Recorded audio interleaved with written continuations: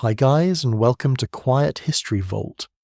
Tonight we step into a long ribbon of dust stretching west, where wagon wheels groan, oxen breathe steam into the morning chill, and the water ahead looks calm, only until you stand close enough to hear it talking. You're there at the edge of departure boots in the dirt hands, smelling faintly of hemp rope, bacon grease and wagon wood, trying not to notice how every cheerful promise of Oregon seems to end at a riverbank. Out here, a crossing is never just a crossing. It is a test, a wager, a quiet little interview with fate. And yes, you probably will not survive this if you treat a river like an oversized puddle with good manners. So before you get comfortable, take a moment to like the video and subscribe, but only if you genuinely enjoy what I do here. And while you're settling in, post your location and local time down below. Now dim the lights and let the story carry you into the slow and dangerous rhythm of the Oregon Trail, where the first real lesson is that water not distance decides who keeps moving west. You begin in Independence, Missouri, or somewhere near that restless edge of departure in the 1840s and 1850s, where the whole world seems to creak on wooden axles. Around you, families tighten canvas, count sacks of flour, argue over what is worth carrying, and pretend not to look frightened. The air is thick with animal heat, with trampled grass, with coffee, boiled too strong in blackened pots. Somewhere a baby fusses. Somewhere a fiddle tries to cheer up a camp that is already thinking ahead to trouble. The trail has not yet given you mountains or deserts, but it has already handed you rivers in your imagination, which is almost worse. The strange thing is that many travellers do not fear rivers at first in the dramatic storybook way.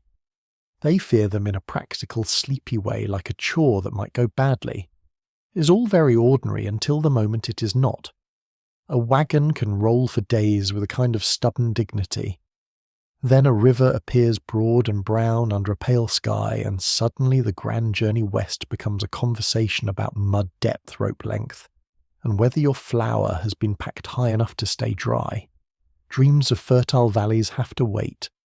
First, you must decide how not to drown beside your own cookware. One mainstream historical fact is worth tucking under your blanket right away. Most emigrants bound for Oregon travelled in organised wagon trains, especially during the peak migration years, from the early 1840s into the 1850s, and these groups relied heavily on shared labour and shared judgment at dangerous crossings. That means your survival is never fully private. If one family misjudges the water, everyone may end up hauling, rescuing or waiting. Individual courage is lovely in poems. On the trail, cooperation is what keeps the bacon from floating downstream. You can feel this communal tension on the very first evenings. Men stand in loose circles discussing ferries, fords, rumours and prices. Women listen while kneading dough or wringing out cloths, catching every useful detail. Children drift close enough to hear the alarming words and then drift away again, half thrilled, half scared. The older people know something, the younger ones are still learning. Rivers are not obstacles placed neatly on a map. They change by the hour. Rain far upstream can turn a manageable crossing into a liquid ambush before dinner. A shallow branch one day can be a deep pool the next. The surface tells small lies. The current tells the truth, but only if you already know its language. You do not, at least, not yet. Most emigrants do not. Many are farmers, tradesmen, mothers, seamstresses, shopkeepers, and children from towns where a bridge is expected to behave like a bridge, and a road is expected to remain a road. Now you are heading into country where roads dissolve, banks crumble, and a river must be negotiated like a moody stranger. There is a mild absurdity to it all. You can bring a Bible, a rocking chair cushioned, a barrel of pickles, even the family clock if you're feeling theatrical, but none of these will convince a river to be shallow. There is also the matter of sound. If you stand near a crossing at dawn before the camp fully wakes you, hear the low hiss and pull of water against reeds, the clop of nervous hooves, the occasional snort of an ox that has already decided this is nonsense. Canvas snaps lightly in the breeze, chains tap wood. Somebody coughs into the cold. And beneath it all is the river, not roaring like a villain in a stage play, but speaking in a steady, muscular voice that says it has all the time in the world. You, on the other hand, do not. The season is moving. Grass for the animals can fail. Snow will eventually close the mountain passes. Every delay matters. A quirky tidbit from the trail world slips in here with the rest of the camp clutter.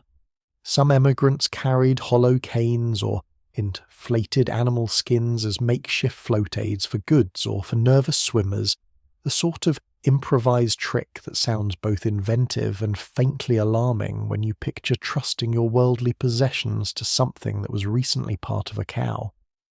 It is one of those details that makes the trail feel human rather than heroic. People did not survive because they were all born rugged legends. Often they survived because they tied absurd things together and hoped the absurdity would hold. And hope really is part of the equipment. Not the bright sort from painted recruitment posters, but the quieter kind that lives in repetitive work. You grease wheel hubs, you mend harness, you check lashings twice, you ask who in the company has crossed deep water before. Someone claims experience, someone else claims more experience. A third person claims that both are fools. Already expertise on the trail has a slippery edge. Historians still argue whether many self-appointed guides genuinely understood river conditions or simply projected confidence because frightened emigrants were willing to pay for certainty, even counterfeit certainty. Out here, confidence can sound a lot like knowledge until the wagon tilts. You begin to notice how rivers rearrange social life before anyone even reaches the bank. Strong swimmers become important. Calm men become useful. Calm women become essential. Boys eager to prove themselves hover too close to danger. Girls carry smaller items, mind younger children, and overhear everything. Older women who have spent years making homes function under pressure quietly do the arithmetic no one praises enough. If this crossing takes all day, how much flour will be wasted? How much bread can still be baked? How many dry clothes remain for the children? How long before the oxen can be fed? River survival is not only about plunging into water. It is about what happens before and after in the ordinary management of bodies and supplies. That is perhaps the first great reality check of the Oregon Trail. The romance has always been interrupted by maintenance. A river does not care that you imagined a noble westward saga. It cares whether your load is balanced, whether your axle is sound, whether the bank on the far side has turned to sucking mud. You start to understand why diarists so often mention crossings with a special kind of weariness. A prairie day can be long and dull, but a river day is concentrated life. Everything narrows. Time judgment, teamwork, luck. All of it pressed into one cold, muddy decision, and yet the camp keeps moving toward that decision. Smoke rises in thin blue threads at sunrise. Tin cups knock against each other. Oxen are yoked with soft grunts and impatient stamping. People joke more than usual, which is never a great sign. You taste ash in your coffee and worry in the back of your throat.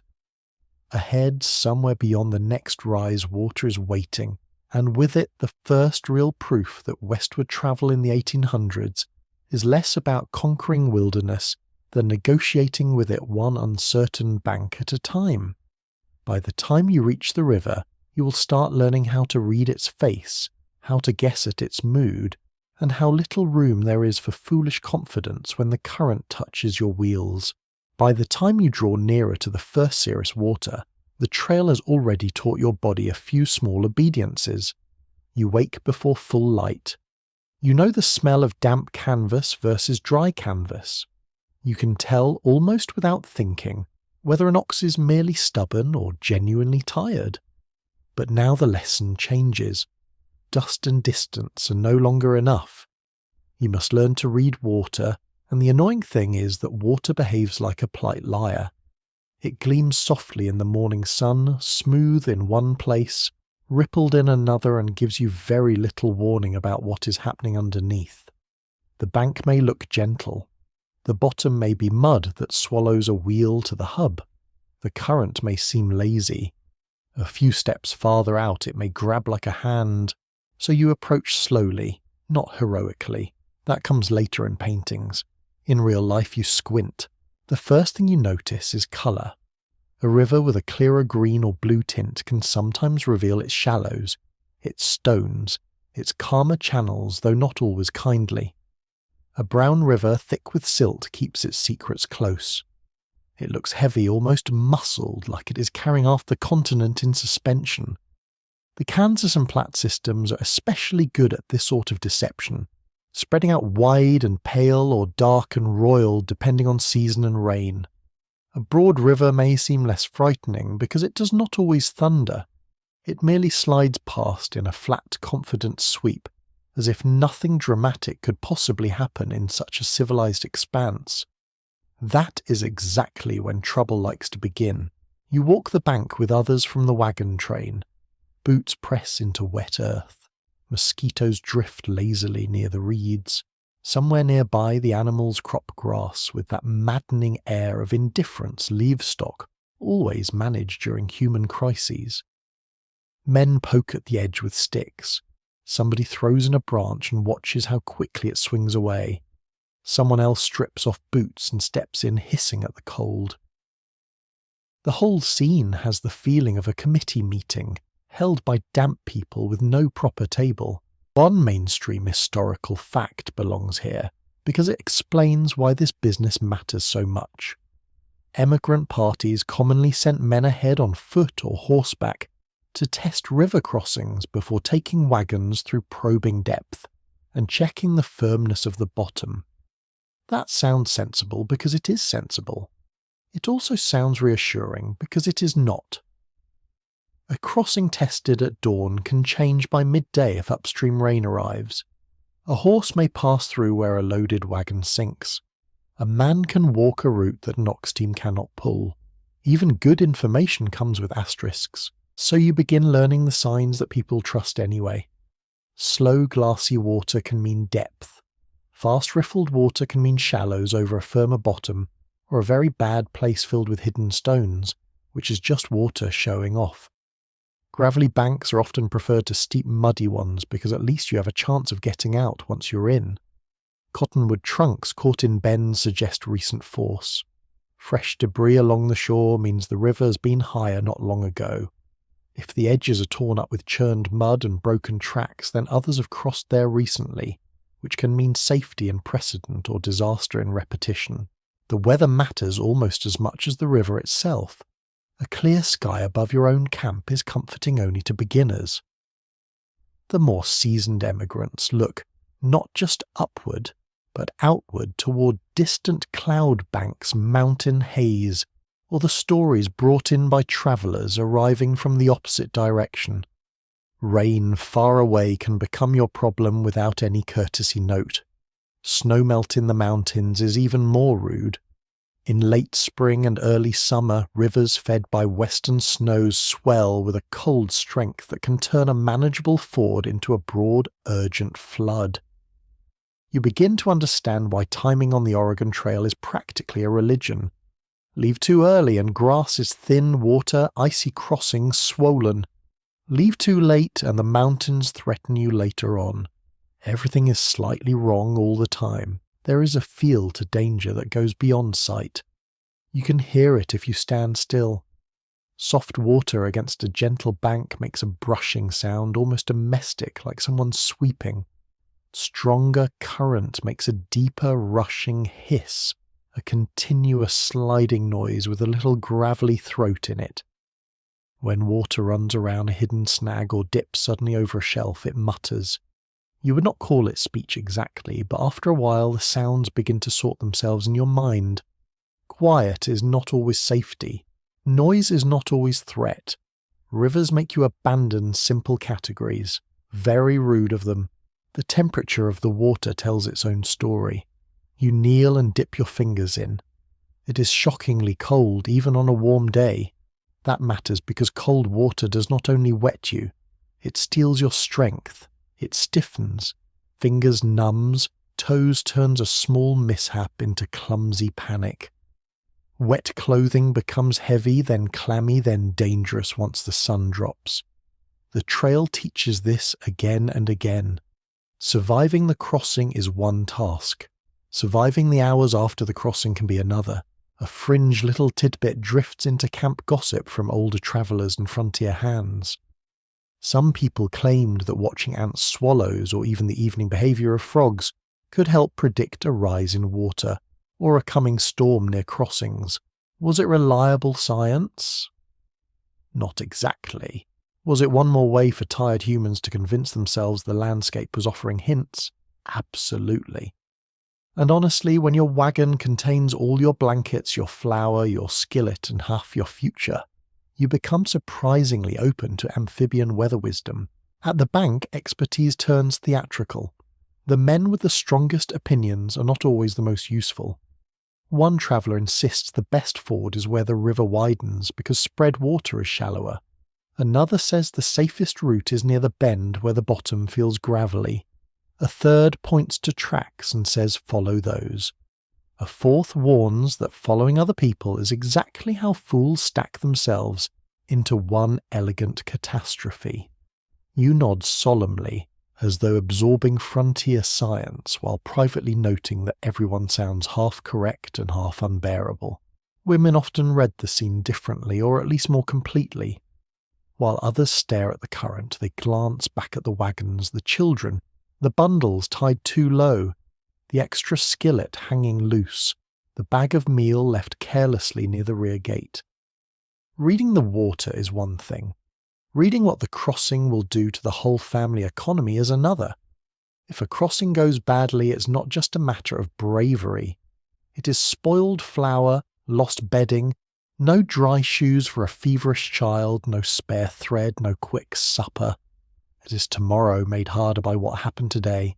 You also begin to notice the psychology of hesitation. Some parties wait a day, then another, hoping the water will drop. Sometimes that patience saves lives. Sometimes it burns precious season and leaves everyone edgy, hungry, and short-tempered. Scholars continue to debate whether emigrant parties were generally too cautious or too reckless at river crossings, because the surviving diaries tell stories in hindsight, and hindsight loves to call the final choice wise, even when it was mostly luck wrapped in prayer. From the bank, though, luck does not feel romantic. It feels like a draft across the back of your neck. Children watch all this with those bright, unsettling eyes children have where fear and fascination live in the same room. They toss pebbles. They ask if the wagon will float. They ask if fish can climb inside. Someone tells them not to be silly. Then an adult quietly checks whether the youngest can be carried high if things go wrong. That is trail life in miniature. Casual questions, practical terror. By late afternoon, the light turns honey-coloured over the water. The bank smells of mud, crushed grass, and animal sweat. The oxen flick their tails at flies. The river goes on moving as if none of this concerns it in the least. Yet you are changing. Already your eyes linger on eddies on driftwood on the angle of the bank where wheels would enter. Already you are less impressed by appearances. That is the beginning of trail wisdom, and it is not glamorous. It is a slow distrust of lovely surfaces. Soon you will have to think not only about the river itself, but about the wagon that must meet it, the load that must be changed, and the absurd lengths people go to in order to keep blankets, bacon, and family heirlooms from becoming part of the current. For now, though, you remain at the bank listening, learning, and feeling the first deep truth settle into you like evening cold. On the Oregon Trail, survival often begins with the humble art of looking longer than you want to. Looking longer than you want to is only the beginning, because now the river demands a second courtesy. It wants you to look at your wagon with fresh suspicion. Yesterday, that wagon was your moving house, your pantry, your wardrobe, your hardware store, your little square of optimism on wheels. Today it is a potential bathtub made of wood iron canvas and terrible decisions. The trail has a special talent for turning treasured possessions into liabilities, And nowhere is that clearer than at the water's edge, where every pound matters and every loose object starts to look like something the current would very much enjoy stealing. So you begin unpacking certainty.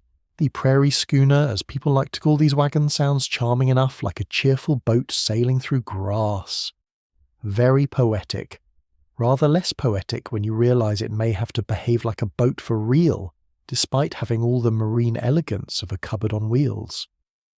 Most emigrant wagons on the Oregon Trail are not the giant freight Conestogas people often imagine. They're usually lighter farm wagons modified for long travel with arched white canvas covers that promise shade and shelter but not miracles. That distinction matters.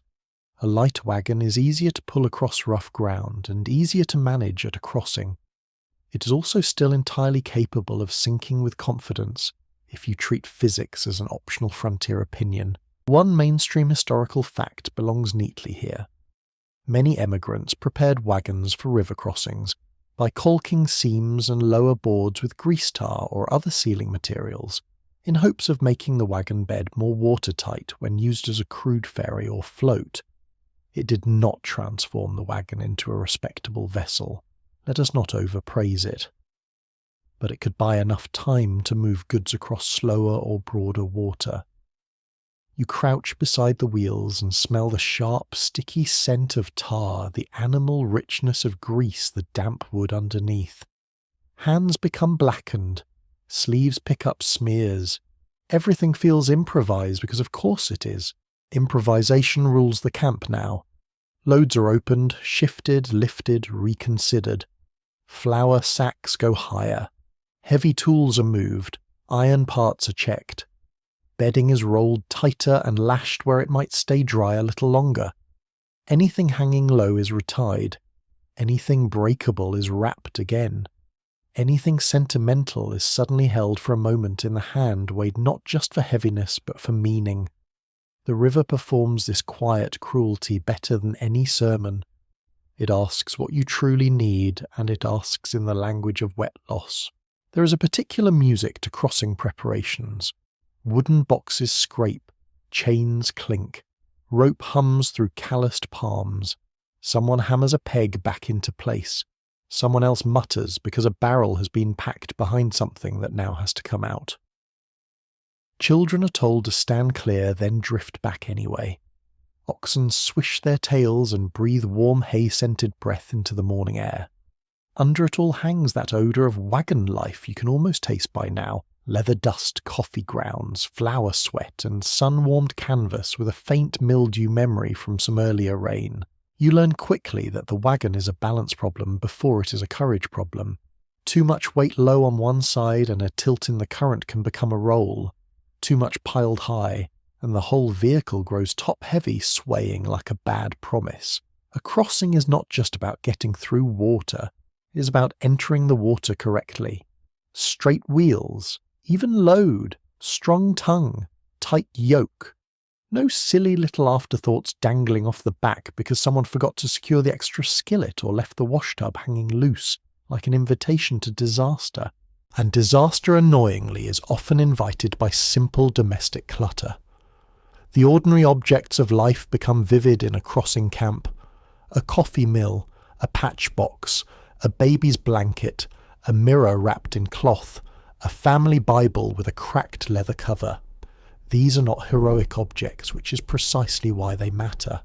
They tell you what people hope to preserve while travelling through danger. On the Oregon Trail, social history lives in these bundles and boxes. A crossing is never only about movement west. It is about dragging a version of home through uncertainty and trying to keep it dry. A quirky tidbit from emigrant life slips in here with a strange little smile. Some travellers reportedly stuffed cracks with bread dough rags or scraps of cloth when more suitable caulking material ran short, which is the kind of problem-solving that feels both ingenious and like something that would make any modern engineer need a small lie down. Yet on the trail, such measures were not automatically ridiculous. If a wagon needed to float for just long enough, almost any seal that held for a few precious minutes could seem downright inspired. The camp becomes a workshop of borrowed expertise, A blacksmith, if your company's lucky enough to have one nearby, suddenly becomes more important than the loudest man with a rifle. Carpenters inspect joints. Farmers with a good eye for weight distribution study the axles. Women who have packed and repacked households for years make swift judgments about what can be shifted, what must be wrapped, and what can be left behind if the choice becomes ugly. The soft things are managed with as much care as the hard things. Dry clothes are protection, blankets are survival, a tin cup can be replaced. A child's only shoes are another matter. You begin to appreciate how much of river survival is anticipatory. The best crossing is often won before the wagon touches water. Carelessness earlier in the morning becomes panic in the channel. A frayed rope not noticed in camp may snap when strain is highest. A loose barrel may roll, shift the load and tip the whole balance. Historians still dispute whether emigrants generally overpacked from understandable fear of scarcity or underpack the specific tools and materials that mattered most at river crossings, because diaries love to list losses but are less tidy about admitting original packing mistakes. Human nature, even with oxen, remains beautifully consistent. Some of the most revealing scenes happen in silence. A woman lifts a folded dress she has kept for Sundays and then sets it aside in favour of another sack of meal. A man checks the chest containing papers, deeds letters, maybe a few coins, then moves it higher with the careful motions usually reserved for children. A boy is told to carry only what he can run with if ordered. An older girl gathers loose spoons into a cloth bag and ties it tight. No speech, no drama, just the practical rearranging of value. And then there is the matter of the wagon cover itself. That white canvas arch so iconic in every schoolbook picture is not there to conquer weather with noble beauty. It is there to shade, to shield from rain, to offer modest shelter, and sometimes to encourage false confidence. When seen from a distance, rows of covered wagons look elegant, even serene. Up close at a riverbank, the canvas snaps in the wind and reveals its limits. It can keep off drizzle. It cannot save a load plunged sideways into cold brown water. The pretty symbol of westward migration becomes once again just fabric tied to bows over a problem. Sometimes goods are removed entirely and ferried separately if conditions allow. Sometimes wagon beds are lifted off and turned into rough boats. Sometimes a party decides the whole business is too dangerous and waits for a ferry or a safer ford. But before those choices fully arrive, there is this stage, the intimate grubby ritual of making the wagon less vulnerable than it was an hour ago. You kneel in the dust, you retie knots until your fingers ache, you smell hemp and grease, you taste salt from sweat at the corner of your mouth. You step back and look at the load again. Still too heavy, still too low, still not right. The river teaches you to revise without complaint, or at least with quieter complaint. It also teaches humility. The wagon may be your prized possession, but the water will inspect it without sentiment. Weak boards, poor packing, vanity items, extra weight, neglected seams, all of it comes under review. No wonder travellers dreaded crossings long before they reached them. Every riverbank becomes a small customs office, where nature checks your paperwork and finds your packing list a little unrealistic. By evening, the reordering nears completion. The camp smells of cooked bacon, damp earth, and hot pitch cooling on wood. Shadows stretch longer. You can hear the low murmur of people comparing plans, still uncertain, still pretending not to be. The wagons now stand altered leaner, black smudged in places, their loads tighter and more serious than before. They look less like homes and more like machines of survival. Soon comes the next decision, the one that turns preparation into action, whether to guide the team through afford pay for a ferry or construct some unlikely raft and trust it with everything you own. By now the wagon stands ready in that tense, half-respectable way. Frontier things often do, patched into competence by rope, grease caution, and the refusal to think too hard about what might happen. The river waits ahead broad in the light sliding past with a kind of indifferent grace. Preparations are one comfort. Decisions are another problem entirely. Because at the bank, no matter how carefully you have packed, corked and rearranged, the same question rises with the same chilly politeness. How exactly are you getting across getting? And there are really only 3 answers, each with its own personality disorder. You can ford the river, which means driving or leading the wagon directly through the water, and trusting depth current animals and luck to behave themselves. You can pay for a ferry if a ferry happens to exist there, and if the operator does not charge you as though he personally built the Mississippi.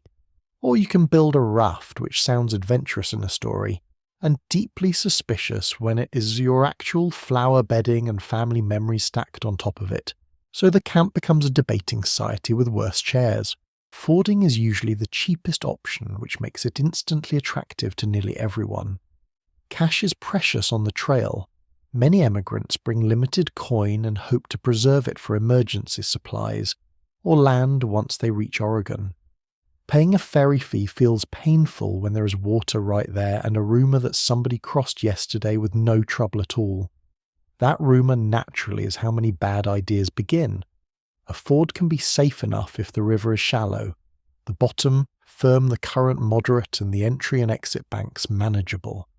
That is a long list of conditions which the river is under no obligation to satisfy all at once. A ferry, when available, offers something that sounds almost luxurious out here: specialization. Someone has already built a craft, attached cables or ropes, learned the channels, and made a business out of other people's anxiety. During the Great Overland Migration years, ferries operated at a number of major trail crossings, and emigrants frequently had to decide whether paying the fee was wiser than risking a ford. That is your solid, well-attested bit of trail reality for this stretch of the story. Ferries were part of the river economy of the trail, and not a minor one. They saved time and sometimes lives. They also inspired resentment, bargaining delays, and colourful opinions about profiteering. You can see why. A ferry landing is not some serene travel service with a pleasant little desk and a complimentary brochure. It is mud-shouting livestock and negotiation. Wheels sink near the bank. Oxen stand steaming in the morning chill. Wagons queue in awkward lines while everyone pretends not to stare too hard at the price. The ferryman may look weathered and practical, or he may look like a man who realised that the shortest route to fortune was to stand between desperate travellers and the far bank. Sometimes he is both. You smell wet rope, river, silt, old wood and animal sweat. The ferry itself creaks against its moorings with the weary sound of something that has seen too many human plans. Then there is rafting, which lives in the irritating middle ground between ingenuity and desperation. If the river is too deep or swift to ford and no ferry is available, emigrants sometimes take matters into their own hands by converting wagon beds into crude boats, or constructing rafts from logs, planks, barrels, and whatever else can be bullied into floating. You stand there looking at a pile of timber and half convincing yourself that buoyancy is a character trait. The process is slow, messy, and loaded with opportunities for minor catastrophe. Yet people do it because the alternative is often standing still and watching the seasons slip away. The arguments in camp have a rhythm now. One man insists the ford is perfectly manageable and points at tracks on the far bank as evidence. Another says the ferry is expensive but respectable, which is not the same as cheap but is sometimes the same as alive. A third wants to lash together a raft and prove frontier brilliance to everyone within hearing distance. His wife, who has packed the wagon 3 times and knows exactly how much flour can be lost in one bad hour, looks at him in a way that suggests brilliance is not currently his leading quality. Women's voices are not always the loudest in these councils, but they are often the most grounded. They count costs differently. Ferry fees matter, yes, but so do ruined provisions, lost clothing, soaked bedding, and children shivering for 2 nights after a failed crossing. A ford that saves money can become expensive by sundown if half the wagon gets drenched. A raft that preserves goods may still consume a day and leave everyone exhausted. The arithmetic is never just dollars. It is labour, exposure, delay, strength, weather, and the quiet price of fear. One odd little frontier habit appears in accounts of these choices. Some emigrants would watch how dogs behave near the water, as if a camp dog's hesitation or eagerness might offer a verdict on the crossing. This is not exactly standard hydrology, but in fairness, dogs do possess a useful reluctance to stroll cheerfully into nonsense. Whether they were truly consulted or merely observed with hopeful imagination, it adds one more wonderfully human detail to the scene. When your options are bad, almost any living creature starts to look like a consultant. The decision is not purely technical because every method carries a social meaning. To ford is to display nerve and thrift, perhaps also impatience. To pay the ferry is to concede either prudence or lack of confidence, depending on who is doing the judging. To build a raft is to announce that your party has time, energy, tools, and perhaps an overabundance of self-belief. People measure one another by these choices. Reputations rise and sink at riverbanks. The fellow who mocked ferries yesterday may be very quiet tomorrow after watching a wagon lurch sideways in a current. Experts still disagree on how often emigrants made the wisest river choice versus the choice most shaped by immediate social pressure, because diaries tend to justify what was done and smooth over the group tensions that led there. Around a crossing, however, those tensions are very real. No one wants to seem timid. No one wants to waste money. No one wants to be the fool whose confidence rolls downstream with the bacon barrel. So people listen, posture, hesitate, and circle the decision until the light changes and some option must finally be chosen, and every option has practical choreography. If you ford the wagon load may need further lightening. Teams must be hitched properly. Strong swimmers and helpers may position themselves downstream. Ropes are made ready. If you use the ferry, you unload in sequence steady. The animals wait your turn and endure the special annoyance of watching time pass while other people's wagons go first. If you raft, then half the camp becomes a shipyard, cutting poles, sealing seams, rolling cargo, and discovering that nothing takes longer than emergency engineering performed by tired travellers beside a muddy bank. Children sense the weight of the choice even when they do not understand the details. They are told to stay near the wagon. They are told not to throw stones into the water. They are told 6 different things by 6 different adults. They watch faces more than words. If the adults are joking too much, something is wrong.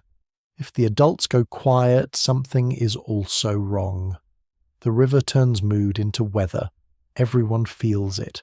As the sun climbs higher, the water changes colour from pewter to brown gold to bright flashing strips, where the light catches the current. Flies drift over the bank. The animals stamp and toss their heads. Nearby a ferry rope groans under strain, or else an axe bites into timber for a raft. Or else men walk once more into the shallows to test a ford and nobody entirely trusts. The whole camp is suspended between caution and momentum. West calls from beyond the river, but the river asks for payment first in coin, labour or courage. Soon one method will be chosen, and no second guessing will change it. The wheels will move, or the ferry will push off, or the raft will slide loose from the bank with that terrible little moment when human planning transfers itself to water. And before long you will meet one of the trail's early proving grounds where many green travellers discover that a river can look shallow, harmless and almost friendly, right up until it teaches them otherwise.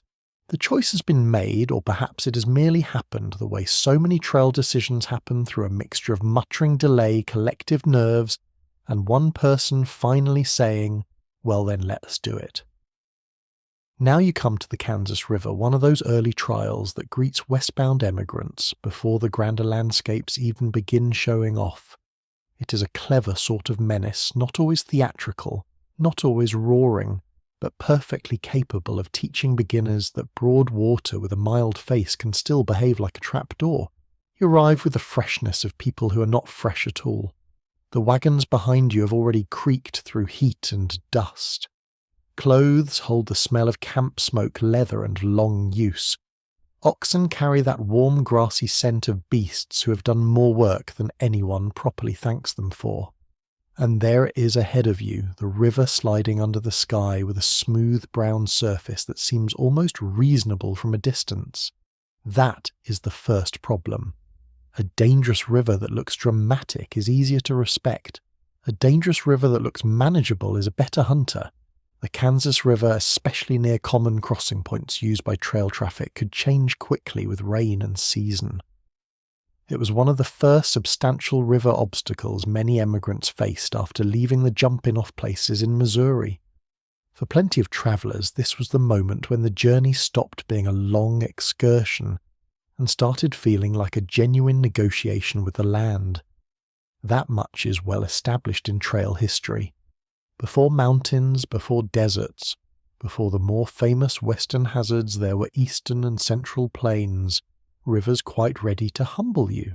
At the bank, the whole company slows into that familiar pattern of inspection, opinion, and silent alarm. Men walk the edge looking for a sensible entry.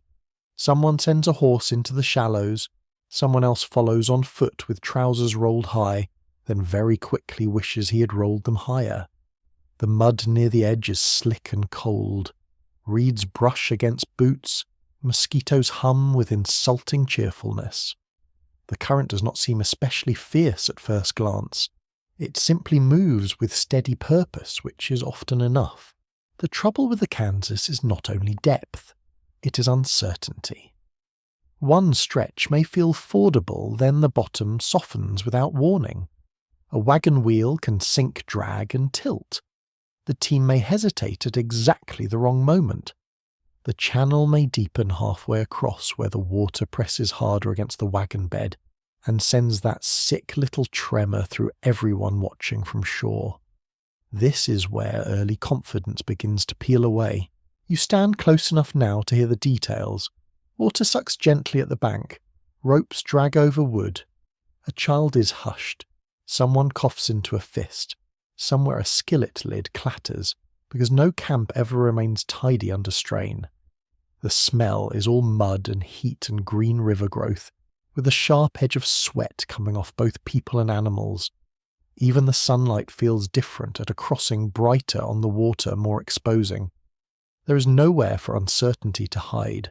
One little oddity from emigrant law belongs here.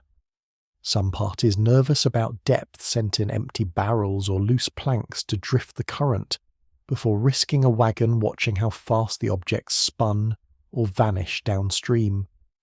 It was not elegant science, but it was frontier field work of a sort, and there is something very human about trying to interview the river by tossing bits of household property into it. The first wagon often becomes a lesson for everyone else. If it succeeds, hearts lift and people begin speaking in that cheerful tone, which usually means they're trying to outrun their fear. If it struggles, the whole bank stiffens. A wagon enters slowly, front wheels dropping, first oxen leaning into the yoke. Water folds around the hubs, then the spokes, then higher. The driver calls to the team. Helpers wade beside the wagon hands, ready on the bed or rear wheel. For a few moments, everything seems almost orderly. Then one wheel sinks deeper than the other. The wagon tilts. Somebody shouts. The oxen lunge. The current presses harder, and suddenly every person on shore feels the river's true weight. This is one of the hidden social dramas of the trail. River crossings are public. If you fail before witnesses. If your load was packed poorly, everyone sees it. If you panic, everyone hears it. If your expensive trunk slides loose and vanishes into the brown water, the loss is personal, but the embarrassment is communal. That exposure makes people stubborn. It makes some of them brave and some of them reckless, and from a distance those two can look annoyingly similar. Researchers remain divided on whether early crossings like the Kansas taught emigrants caution that improved later survival, or whether repeated success at manageable rivers actually bred a false assurance that proved deadly farther west. Both ideas have merit. A party that survives 1 or 2 crossings may gain useful technique. It may also gain the highly frontier habit of thinking, well, we handled that, how much worse can the next one be? Which is exactly the sort of sentence nature loves overhearing. And yet experience does begin here even in clumsy form. You learn the importance of entering square to the current instead of at some lazy angle. You learn that shouting too much confuses the team. You learn that oxen, for all their plodding habits, are often steadier in water than nervous horses. You learn that a shallow-looking stretch can conceal a soft bottom, nasty enough to pin a wheel. Most of all, you learn that waiting on the near bank is its own trial. There is helplessness in watching others out in the stream small against the force of the water, while you can do very little beyond hold a rope and pray your side of the strain matters. Women often carry the emotional centre of these early crossings, though the old heroic versions of trail history do not linger there nearly enough.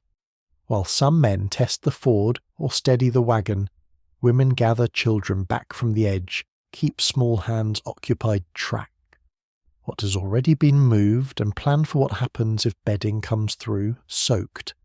They also watch. They miss very little. They notice which driver keeps a level head, which one blusters, which wagon rides low, which family's already too disorganized to handle real trouble. Trail communities take shape at moments like this, not just through friendship, but through observed competence. There is also the strange quiet after a successful crossing. Once the wagon reaches the far bank and the wheels grind up through mud, everyone exhales at once, though usually in a disguised way. Someone laughs too loudly, someone claims it was not bad at all. Someone immediately begins giving advice he only learned 30 seconds ago. The river, having accepted one tribute of effort, simply goes on moving as though none of this deserved applause. Another wagon lines up. The work begins again. If the crossing goes poorly, the mood changes in an instant. Wet flour means hard meals ahead. A lost tool can become a daily nuisance for months. Soaked clothing means a colder night for children and old people. A frightened team may need calming before the next attempt. Every mistake has a tail. That is the exhausting truth of the trail. Trouble rarely ends where it starts. By evening, the Kansas has done its work on you, whether or not it has taken anything material. It has adjusted your imagination. Rivers are no longer abstractions waiting farther along. They are present tense. They have texture, mood, and a way of exposing weaknesses in wagons, in planning, and in people. You camp with damp boots near the fire, listening to water a short distance away, hearing its low, constant movement in the dark. The stars come out over the plains. The canvas above you smells faintly of smoke and old weather. Around the camp, people talk about the crossing in voices meant to sound casual. No one is fooled, and tomorrow or the day after you will move beside the Platte, that wide and seemingly generous river, which has lulled many travellers into a kind of dangerous ease. After the Kansas, you might even think you are better prepared. In some ways you are. In other ways, the riverhead is just waiting for you to become a little too confident. After the Kansas, the Platte feels almost like a different personality entirely, which is exactly how it catches you. Instead of one concentrated challenge, it sprawls. It spreads itself across the plains in long, shining reaches, and braided channels a wide ribbon of pale water and sandbars that can look at first glance less like a threat than an inconvenience. People talk about it with a certain easy shrug, too wide to be deep everywhere they say, easy enough in places they insist, and this is where the trail begins teaching one of its favourite lessons again. Anything described too casually by tired travellers deserves a second look. You come alongside the Platte in a landscape that seems to open forever. The sky's enormous. The grass rolls away in muted greens and dusty golds. Cottonwoods sometimes gather near the banks, and the wind slips through them with a dry whisper. The river itself often looks silver in the morning, then pale tan or dull blue later in the day, depending on cloud and light, and how much silt it has gathered in its patient body. Birds flicker for the shallows. Insects skim the surface. Oxen lower their heads as if they have no philosophical concerns whatsoever, which, to be fair, they do not. The Platte gained a famous reputation on the overland trails for being broad and shallow, and emigrants travelling toward Oregon, California, and Utah followed it for long stretches because its valley offered a practical route westward. That is the reliable, widely accepted piece of history woven into this moment. The river was both guide and obstacle, a landmark and a nuisance, a companion and a warning. Travellers depended on its course, camped near it, watered stock from it, and occasionally learned the hard way that a river does not need impressive depth to create real trouble. Its very shape encourages false confidence. The channels split and rejoin. Sandbars appear like invitations. The water in one branch may only reach a horse's knees, while the next cut over can be deeper, faster, and lined with sucking mud. The eye reads width as safety. Surely such a spread-out river cannot be fierce. Surely all that glittering shallowness means simple passage. But wide rivers play games of distribution. They do not need one dramatic channel if they can wear you down, with several uncertain ones, each asking for another judgment, another yoke adjustment, another decision about where the bottom is firm and where it merely looks firm from a flattering angle. You feel it in the way camp talk changes. Near the Platte, people become more conversational about crossings, which is not always a good sign. A little success breeds a little swagger. Someone says the river is a mile wide and only 6 inches deep, repeating a frontier joke with great satisfaction. Another claims you could cross it almost anywhere if you pick your moment. A third says the worst part is only the mud. Only the mud. That wonderful phrase. Mud on the Oregon Trail can behave like a conspiracy. A wheel settles, then drags, then refuses to leave as though it has signed a lease. The banks here often smell less rank than the Kansas, more sun-warmed and sandy, though the scent of wet silt is always there if you get close. You hear the soft hiss of many little channels rather than one dominant rush. Water murmurs over bars, hooves splash, harness creaks. A wagon axle complains in a voice you now know too well. The whole scene can feel oddly gentle, almost domestic in places, which makes the sudden bad spots more insulting than frightening. At least a dramatic river has the decency to look dramatic. One odd little detail from trail accounts and frontier lore fits the Platte beautifully. Travellers sometimes complained that the water was so loaded with fine sediment that a bucket left standing would settle into layers as though the river were trying to become land while you watched. Some emigrants joked that you did not so much drink Platte water as chew it. It is one of those lines that survives because it feels true in the mouth even before it is true on the tongue. You can imagine the gritty cup, the faint taste of mud, the weary amusement. The Platte also teaches you that crossings are not always grand single events. Sometimes they are repeated annoyances. One channel, then a bar, then another channel, then a soft patch, then a wagon needs help, then the stock drifts the wrong way. Then a family decides this branch is enough trouble for one day, and camps miserably short of where they hope to be. A river like this wears down your confidence not through spectacle, but through accumulation. You do not lose heart all at once. It leaks away through smaller frustrations. There is another complication here, and it involves the road itself or what passes for a road. The approaches to Platte crossings could become churned and ugly from repeated wagon traffic.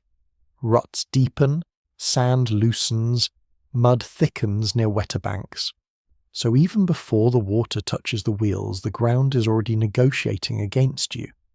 A wagon can lurch on the approach load, shifting awkwardly, oxen straining, before the real crossing has even begun. That too is part of river survival. The bank is not separate from the river. It is the river's advance guard. Women and children experience this differently from the men who often position themselves as the obvious actors. While drivers angle teams and helpers probe channels, women notice how repeated small delays undo the day's order. dinner gets later, tempers shorten, wet hems stay wet. A child who was patient at the first branch is tearful at the third. Bread dough overproofs in the heat or sits neglected. Small domestic rhythms start to slip, and with them a family's sense of control. Social history lives right there in those unheroic disruptions. A difficult crossing is not just a mechanical task. It is a day when the tiny systems holding family life together get stretched thin. Specialists still disagree about how much the Platte's reputation for shallowness helped emigrants, by reducing fear versus harmed them by dulling caution at precisely the wrong moments. The evidence cuts both ways. Plenty of parties crossed branches of it without major disaster. Plenty of others bogged down lost goods or frightened stock badly enough to remember the river, with more irritation than terror. Perhaps that is the point. Not every danger announces itself with grandeur. Some of them arrive disguised as inconvenience. And there is livestock to think about here too, because the Platte's braided channels tempt animals to wander offline. A team that sees open bars and shallow glints may begin drifting toward an easier-looking path that is not in fact easier. Loose cattle may spread out. Mules may decide they know better than everyone else, a belief mules hold with remarkable consistency. Dogs bark, drivers shout. A crossing that looked broad and manageable from the bank turns into a slow choreography of correction. By now you know enough to distrust the easy stories. You do not hear shallow and relax. You ask shallow where over what kind of bottom, under what sky with which team, and after how much upstream rain. That is progress. Not glamorous progress, but genuine. The trail is sanding away your appetite for simple categories. Evening on the Platte can be strangely beautiful after all this. The river catches the sunset in long pale bands. Sandbars glow softly. The air cools just enough to feel merciful. Campfires begin to puncture the dimness. You taste dust in your teeth and mud in memory. Somewhere nearby, someone is still talking too confidently about tomorrow's crossing, which tells you they have learned almost nothing. Somewhere else, somebody quieter is coiling rope, drying a pair of socks, checking the wheel hubs and preparing properly. And as you follow the river onward, west still stretching ahead like a promise no one dares simplify. Another truth begins to rise among the wagons. You can read some water. You can pack a wagon better. You can distrust the cheerful fool at the bank. Yet often, the difference between trouble and survival comes down to one more thing: the people whose living is bound up with rivers, those trappers, ferrymen, and supposed guides who step out of the landscape offering help, wisdom, and occasionally nonsense for a price. By now you have learned to distrust easy water and confident strangers in almost equal measure, which is useful because the trail keeps supplying both. Along the rivers you begin meeting the men who live by crossings or at least claim to. Trappers with weathered faces, ferrymen with practiced expressions, traders who know where the banks hold firm, former mountain men who have seen the country in every season and carry that knowledge like a private currency. And then, of course, there are the self-appointed experts, those frontier sages who can smell fear from 50 yards away and translate it into a fee. They appear near difficult water, almost the way gulls appear near fishing boats. Not always unwelcome, not always honest, often necessary, occasionally brilliant. You spot them standing near ferry landings, riding in from nearby settlements, or drifting into camp just as the evening talk turns serious. Their clothing is different from yours in the way a lifetime outdoors reshapes everything. Buckskin softened with age, hats gone shapeless from weather, boots that look stitched to the man rather than worn by him. Some smell of tobacco, leather horse sweat and river mud. Others carry the sharper scent of whiskey and ambition, which is its own kind of warning. On the Oregon Trail, emigrants often relied on local knowledge at major crossings, whether from ferrymen, traders, soldiers stationed nearby, or seasoned frontiersmen who knew the channels and seasonal changes better than newcomers ever could. That is one of those plain, sturdy historical truths that holds up well. No matter how much democratic optimism a wagon train may carry, a river has a way of making expertise suddenly fashionable. The difficulty lies in determining which expertise is real, so you listen. One man tells you the ford lies a mile upstream where the gravel bottom is good, and the current spreads out. Another says that was true last week, not now. A ferryman insists his boat is the only sensible choice, and speaks in the patient tone of a man explaining arithmetic to geese. A trader says the water will fall by morning if the wind holds from the west. A trapper shrugs and says, maybe. There is something both comic and deadly serious in these conversations. Everyone sounds as though he is narrating the landscape from inside a half-remembered dream. Some of these men genuinely know what they're doing. Former trappers and mountain men had travelled the rivers and hunting seasons, traded along them, camped through floods and low water and seen crossings change with rain, snowmelt and shifting channels. They could read a bank the way a farmer reads weather. They noticed drift lines, cut banks, hidden snags, and the colour differences that hinted at depth. Their knowledge was not polished or academic, but it was often exact in the practical way that matters most. A firm bottom here, a deep cut there. Stay left at the sandbar. Do not attempt the crossing after sunset. Advice like that could spare a party a world of misery, and yet the trail also breeds theatre.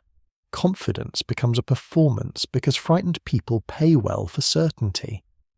A man who speaks quickly and decisively may win trust from those too tired to sort wisdom from bravado. You have already seen how badly the river punishes assumptions. Now you watch the same thing happen in conversation. The loudest advisor is not always the most competent. Sometimes the quiet fellow at the edge of the circle, the one who only says 3 useful sentences, turns out to be the one worth following. There is a curious tidbit from overland life that fits neatly here. Some guides and ferrymen developed reputations not only for river skill, but for colourful personal trademarks, from lucky hats, never removed during crossings, to favourite phrases repeated so often that emigrants recorded them in diaries like bits of frontier folklore. One ferryman might swear by crossing only in the cool of early morning. Another might tap the ferry rope twice before every departure, as if the river required a polite introduction. These habits were not always magical thinking. Sometimes ritual simply steadied the nerves of the man everyone else was trusting. You begin to understand that local specialists do more than provide information. They shape mood. A calm ferryman can make a crowded landing feel orderly. A panicked or greedy one can turn manageable danger into communal chaos. The same goes for guides. If a knowledgeable frontiersman says wait until noon because the upstream release is settling, people may grumble, but they settle. If a fool says cross now while the light is good, and then immediately contradicts himself about the channel, the camp turns brittle. Trust is part of the equipment at a river, and once cracked, it is hard to mend. Women in the wagon train often assess these men with a precision the record only partly captures. They listen not just for facts, but for tone. Does the ferryman sound like a man describing real conditions or selling reassurance by the yard? Does the guide speak differently when talking to men than when answering practical questions about children, livestock, or the time needed to dry bedding afterward? Who notices the domestic consequences of a bad crossing, and who talks only of wheels and current? These are not minor distinctions. They determine whose knowledge is complete and whose is merely decorative. There is also money, always money. Ferries charge per wagon, per animal, sometimes per person, and fees rise beautifully whenever danger increases.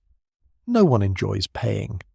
Some emigrants resent ferrymen as opportunists standing at the toll booth of geography. Others bless them with almost embarrassing sincerity after a safe passage. Both reactions can be justified sometimes on the same day. River economics on the trail are never clean. When natural hazards meet human enterprise, the results are predictable. Prices grow muscles.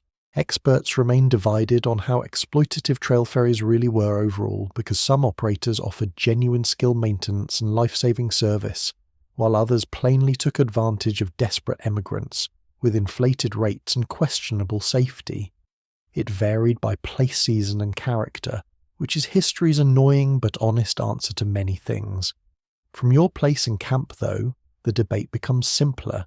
If the ferry gets your children, oxen, and flour safely across, the fee may feel hateful but rational.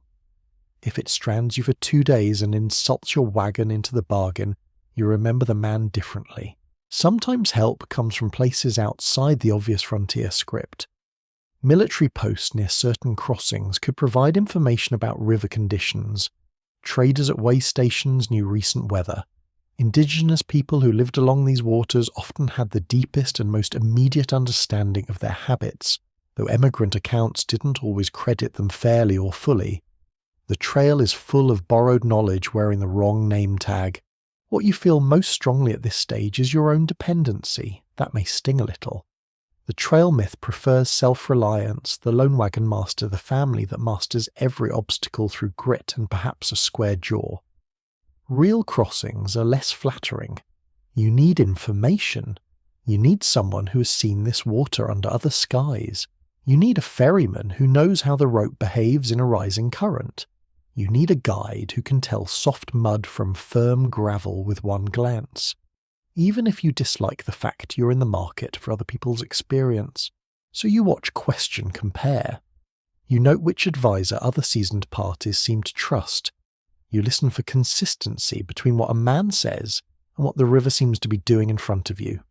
You ask whether he has crossed wagons like yours this week, or merely has opinions in the abstract. You are getting better at this. Less dazzled by performance, more interested in outcomes. By evening, the camp settles under that familiar veil of smoke and dim talk. Somewhere nearby, a ferryman's boat nudges the bank with a hollow wooden knock. A guide squats by the fire, tracing the channel in the dust with a stick. The air smells of coffee, horsehide, and damp rope drying in the night breeze. Above you, the stars look calmly eternal, which is lovely for them. Down here, things remain wonderfully provisional, and the next truth waiting at the water's edge has fur horns, hooves, and opinions. Because once the wagon is packed and the route chosen and the guide consulted, you still have to reckon with the living engines of the trail, the oxen, mules, horses, and loose livestock, whose panic or steadiness can make the difference between a controlled crossing and a muddied little disaster. The wagon may look like the star of the crossing, all wood, canvas iron, and family hopes lashed into one trembling rectangle. But you learn very quickly that the true heart of the matter has 4 legs and a complicated temperament. Animals are what move the trail. Animals are what slow it, save it, sabotage it, and stare at it with enormous innocent eyes while you try not to unravel. At a riverbank, their moods become your weather. Oxen stand nearest to respect. They are not glamorous creatures. No painter ever captured an ox with the kind of romantic nonsense reserved for racehorses and cavalry mounts. But on the Oregon Trail, oxen earn their reputation honestly. They are slower than horses, less dramatic than mules, and about as stylish as a damp cupboard, yet they are powerful, patient, and often steadier in water than more nervous stock. That practical truth mattered a great deal to emigrants. Many successful overland parties depended on ox teams precisely because oxen could pull heavy loads, live on prairie grass, and handle the grueling work of river crossings better than animals bred for speed. You can see why the moment a wagon noses toward the water, the oxen lower their heads, lean into the yoke, and test the pull without asking for applause. Their hides smell warm and grassy with a rich, almost sweet animal heaviness. Flies drift around their flanks. Their breath comes slow and visible in cooler hours. When they enter the water, the current folds around their legs and darkens the hair up to the knee, then the chest. They do not like surprises, but If the driver remains steady and the footing holds, they often keep moving with a kind of solemn commitment, as if the whole business is annoying but possible. Mules are another story, not always a bad story, just a more argumentative one. They're clever, durable, and famously self-interested. A mule can save you with its sure-footedness 1 hour, and conduct a small rebellion the next. Near a river, mules sometimes stop hard sidestep or throw their weight in ways that make human beings reconsider the existence of patience as a virtue. Yet many emigrants used them because they could endure hard conditions and required less feed than horses. The issue was temperament. A mule does not pretend to admire your leadership, it votes on it. Horses bring their own drama. They are swift, useful for scouting, and often beloved in a way oxen rarely are, but they can also be more high-strung at crossings. A frightened horse may rear lunge or try to swim offline. Cold water, unstable bottoms, and shouting. People do not improve equine judgment. Loose horses can create a whole extra layer of worry if they smell the river, see motion in the current, and decide this is an ideal time for independent thinking. It never is. And then there are the cows, calves, pigs, and assorted smaller creatures that move with some wagon parties like a wandering underfunded farmyard. Livestock on the trail are not decoration. They are food security, future breeding stock, milk for children, and one more set of living valuables that the river can scatter in seconds. A family that has nursed a few milk cows across hundreds of miles does not watch them approach a river with casual interest. Every hoof matters. One small but memorable oddity from emigrant life slips in here. Travellers sometimes tied bells to lead animals, not only so the herd could be found in open country, but also because the sound helped keep loosely grouped stock following through confusion. Imagine that at a crossing. Cold water, shouting, creaking wheels, dogs barking, and somewhere amid it all the bright frantic jingling of a bell bobbing above the current. It must have sounded half practical, half like a dream. The real challenge is that animals do not merely react to the river. They react to you reacting to the river. A tense driver transmits tension down the lines.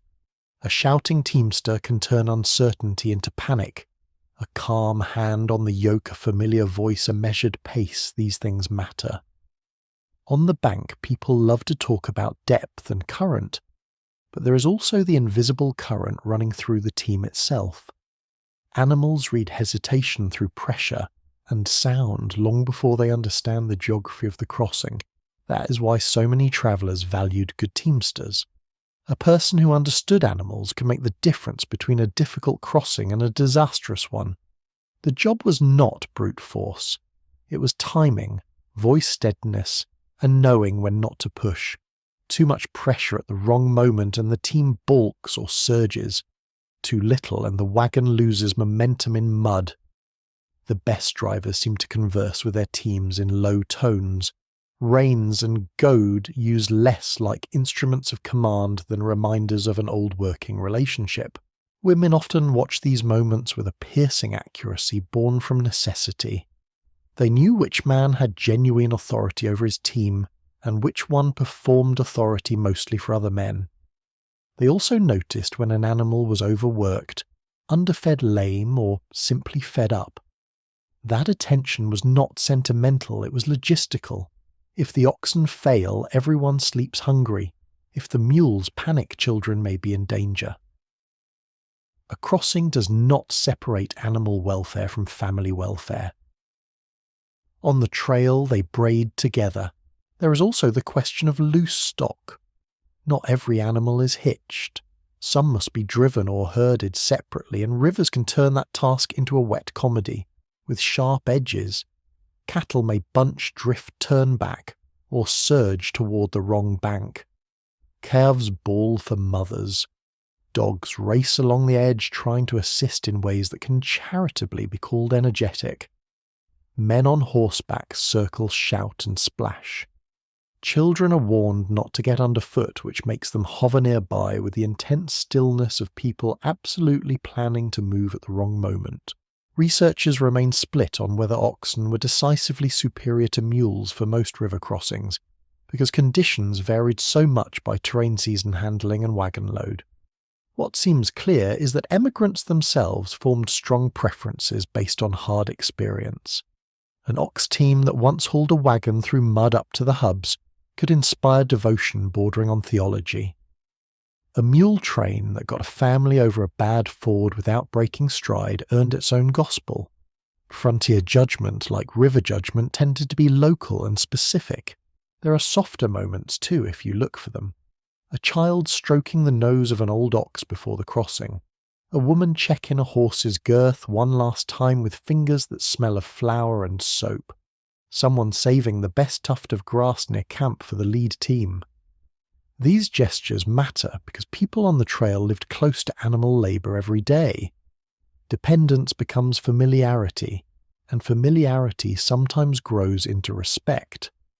Not the sentimental sort that forgets the realities of work, but a quieter bond made of repetition survival and the daily exchange of effort.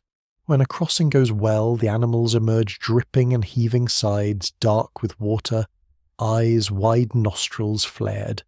They shake themselves, stamp blow foam from their lips, and begin cropping at the first grass they can reach, because to them this was a physically unpleasant event rather than an existential drama. Human beings, meanwhile, stand on the bank vibrating with delayed panic and call it victory. The contrast is almost funny. When it goes badly, the animals often feel trouble first. A wheel catches. A line jerks strangely. The driver shouts. The oxen bunch or swerve. A mule kicks sideways. A horse tries to swim. In that instant, all the patient preparation of earlier hours turns into pure moving force that must be steadied somehow. And that is where the next chapter of river survival begins, not in theory, but in muscle rope leverage and teamwork. The rough physical business of hauling, bracing, and keeping a wagon upright while the current tries very calmly to disagree. Once the animals are in the water and the wagon has committed itself to the crossing, there is no longer any room for those pleasant little frontier speeches about bravery.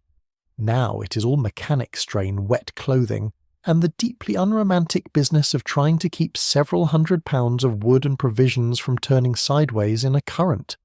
This is where river crossings stop looking like travel and start looking like labour, the kind that burns in your shoulders, saws at your palms, and leaves rope marks across the skin for days afterward. You feel it first in the hands. Hemp rope dampened by spray and river water grows heavier and rougher. It bites. You loop it, brace it, feed it around a wheel or wagon tongue or axle point depending on the plan and the shape of the bank. Men take positions upstream, downstream at the rear wheels alongside the animals. Sometimes women do too, especially when every capable body is needed, and there's no time left for ornamental ideas about who ought to stand where. The current presses against your legs with a low, steady force that becomes more alarming the longer you feel it. Cold slides through boots and stockings. Mud swirls around your ankles, then calves. The river does not strike dramatically. It leans. That leaning force is why ropes and chains matter so much. Emigrant parties commonly used ropes to steady wagons, check their drift, or help drag them through difficult channels and up soft banks. That practice turns up again and again in diaries and reminiscences because it worked often enough to become part of the standard river toolkit. A wagon might enter with its team pulling ahead while people on ropes kept it from slewing downstream. In other cases, a line from shore served as insurance if the team lost footing. Nothing about it was elegant. Elegance is not really the Oregon Trail's preferred register. The choreography can be surprisingly intricate. One rope is fastened forward, another held back. A chain may be used where strain promises to be brutal. People shout short instructions over the sound of water and hooves. Push there. Hold. Ease it. Straighten the wheel. Keep the lead ox moving. Do not let the rear swing. The wagon complains the whole time. Axles groan. The bed creaks. Metal fittings clink and jar. Water slaps the boards with a hollow knocking sound that goes straight into the nerves. You smell wet wood, cold mud animal musk, and the faint sourness of soaked canvas. A crossing like this reveals something that neat maps never do. Survival is often collective muscle. A family may own its wagon, but at a hard river the wagon becomes everybody's problem for a while. The neighbouring men who mocked your packing yesterday are now thigh-deep in water with a rope over one shoulder. Because if your wagon overturns in the channel, it can block the Ford spook stock and delay the whole train. Mutual aid on the trail is not always sweet or noble. Sometimes it is simply practical selfishness maturing into cooperation. Still, it saves people. There is a wonderfully odd little frontier workaround recorded in some emigrant traditions and local practice.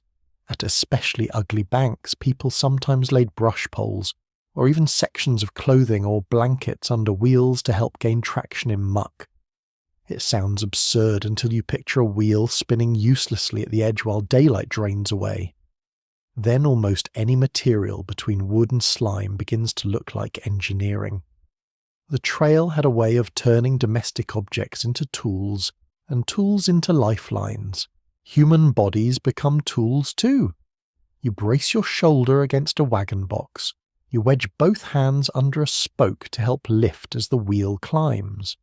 Someone behind you slips and vanishes briefly into brown water, comes up spitting, grabs the rope again, and keeps pulling because there is no spare time for dignity. A driver on the near bank coaxes the team forward in a hoarse, steady voice.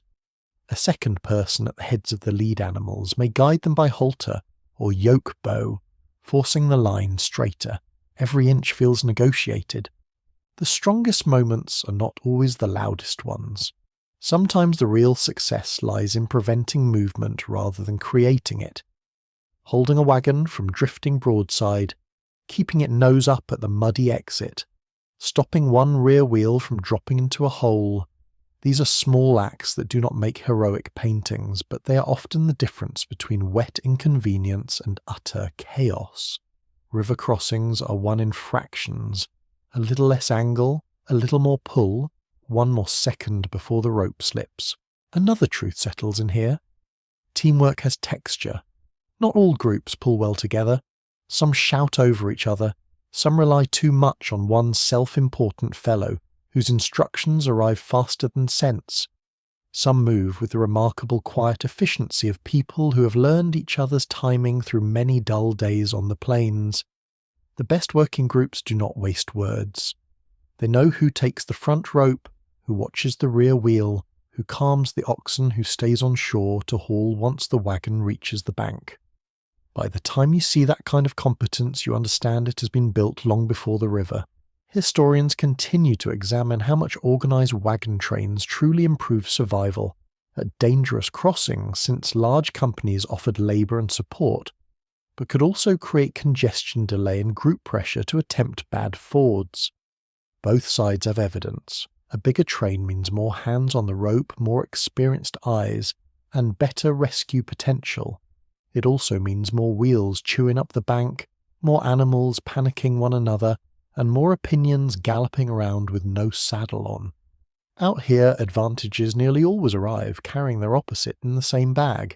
Women's labour appears again here, sometimes visibly in the water, sometimes just beyond it, in the strip of camp that keeps the whole effort possible. One woman stands at the bank receiving goods passed hand to hand. Another keeps children back from the edge while still tracking which blankets have stayed dry. Another has already prepared a fire site on the far side in case the crossing ends with soaked people who need warmth quickly. None of that looks dramatic beside men hauling on ropes, but it is part of the same system.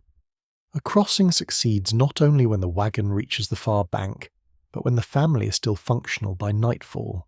The soundscape is unforgettable once you have heard it up close. Water rushing against legs and wheel rims, hooves churning, rope tightening with a harsh, fibrous squeal, a sudden splash and curse. The driver's calls short and urgent, the deep breathing of oxen under load. Then, if fortune finally chooses to be agreeable, the grinding surge as the front wheels bite into the far bank, and the wagon lurches upward, dragging half the river with it in glittering sheets. That is the moment everyone on the line feels the pull change. Heavy still, but hopeful now. The kind of change you sense through the whole body. When the wagon comes clear, people stand there, soaked and panting, blinking river water out of their eyes, hands, raw trousers cling to their legs, and there is often no grand cheer. Just a few breaths, maybe a laugh from disbelief. More than joy, maybe somebody bending over with hands on knees while the oxen stand steaming like tired machines. Success can be surprisingly quiet after so much strain. Of course, strain has consequences: rope burn, twisted ankles, chilled bodies, exhaustion settling into the shoulders like wet sand. That part is easy to overlook while everyone is admiring the wagon safely ashore. But the river does not finish with you simply because you are no longer in it. Cold is waiting. Wet clothing is waiting.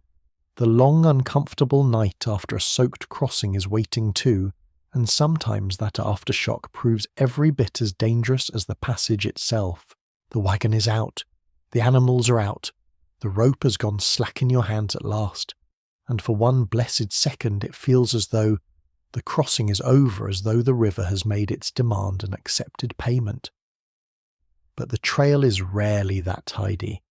The river keeps working on you even after you leave its channel. It works through soaked clothing, numbed fingers, shivering children, wet flour, drenched bedding, and the miserable discovery that surviving the crossing and surviving the evening are not quite the same thing. You climb the far bank in a state somewhere between relief and discomfort. Boots squelch, skirts drip, trousers cling. Wool, which is so respectable and useful in dry weather, now behaves like a damp burden determined to remind you of every ounce it can hold. Shirts stick to skin, sleeves grow heavy, water runs down backs into collars into shoes. The wind mild a few hours ago suddenly feels personal. Even on a warm day, the body cools fast once you stop straining. On a chilly day, a wet crossing settles over the camp like an extra weather system. This was one of the plain realities of overland travel that emigrants knew too well. Exposure after water crossings could be dangerous, especially for children, older travellers, and anyone already weakened by illness or fatigue. That is the grounded historical truth moving quietly through this scene. Trail diaries often mention wet bedding, chilled nights, and the struggle to dry clothing and supplies after difficult crossings because the effects lingered beyond the dramatic moment at the river itself. A soaked wagon was not merely inconvenient. It could become a problem that followed the party for days, so the far bank becomes a place of recovery as much as arrival. The first order of business is always warmth, dryness, and order, though not necessarily in that sequence, because the trail enjoys making all three difficult at once. Fires must be built if fuel can be found. Wet things must be spread out if the weather allows.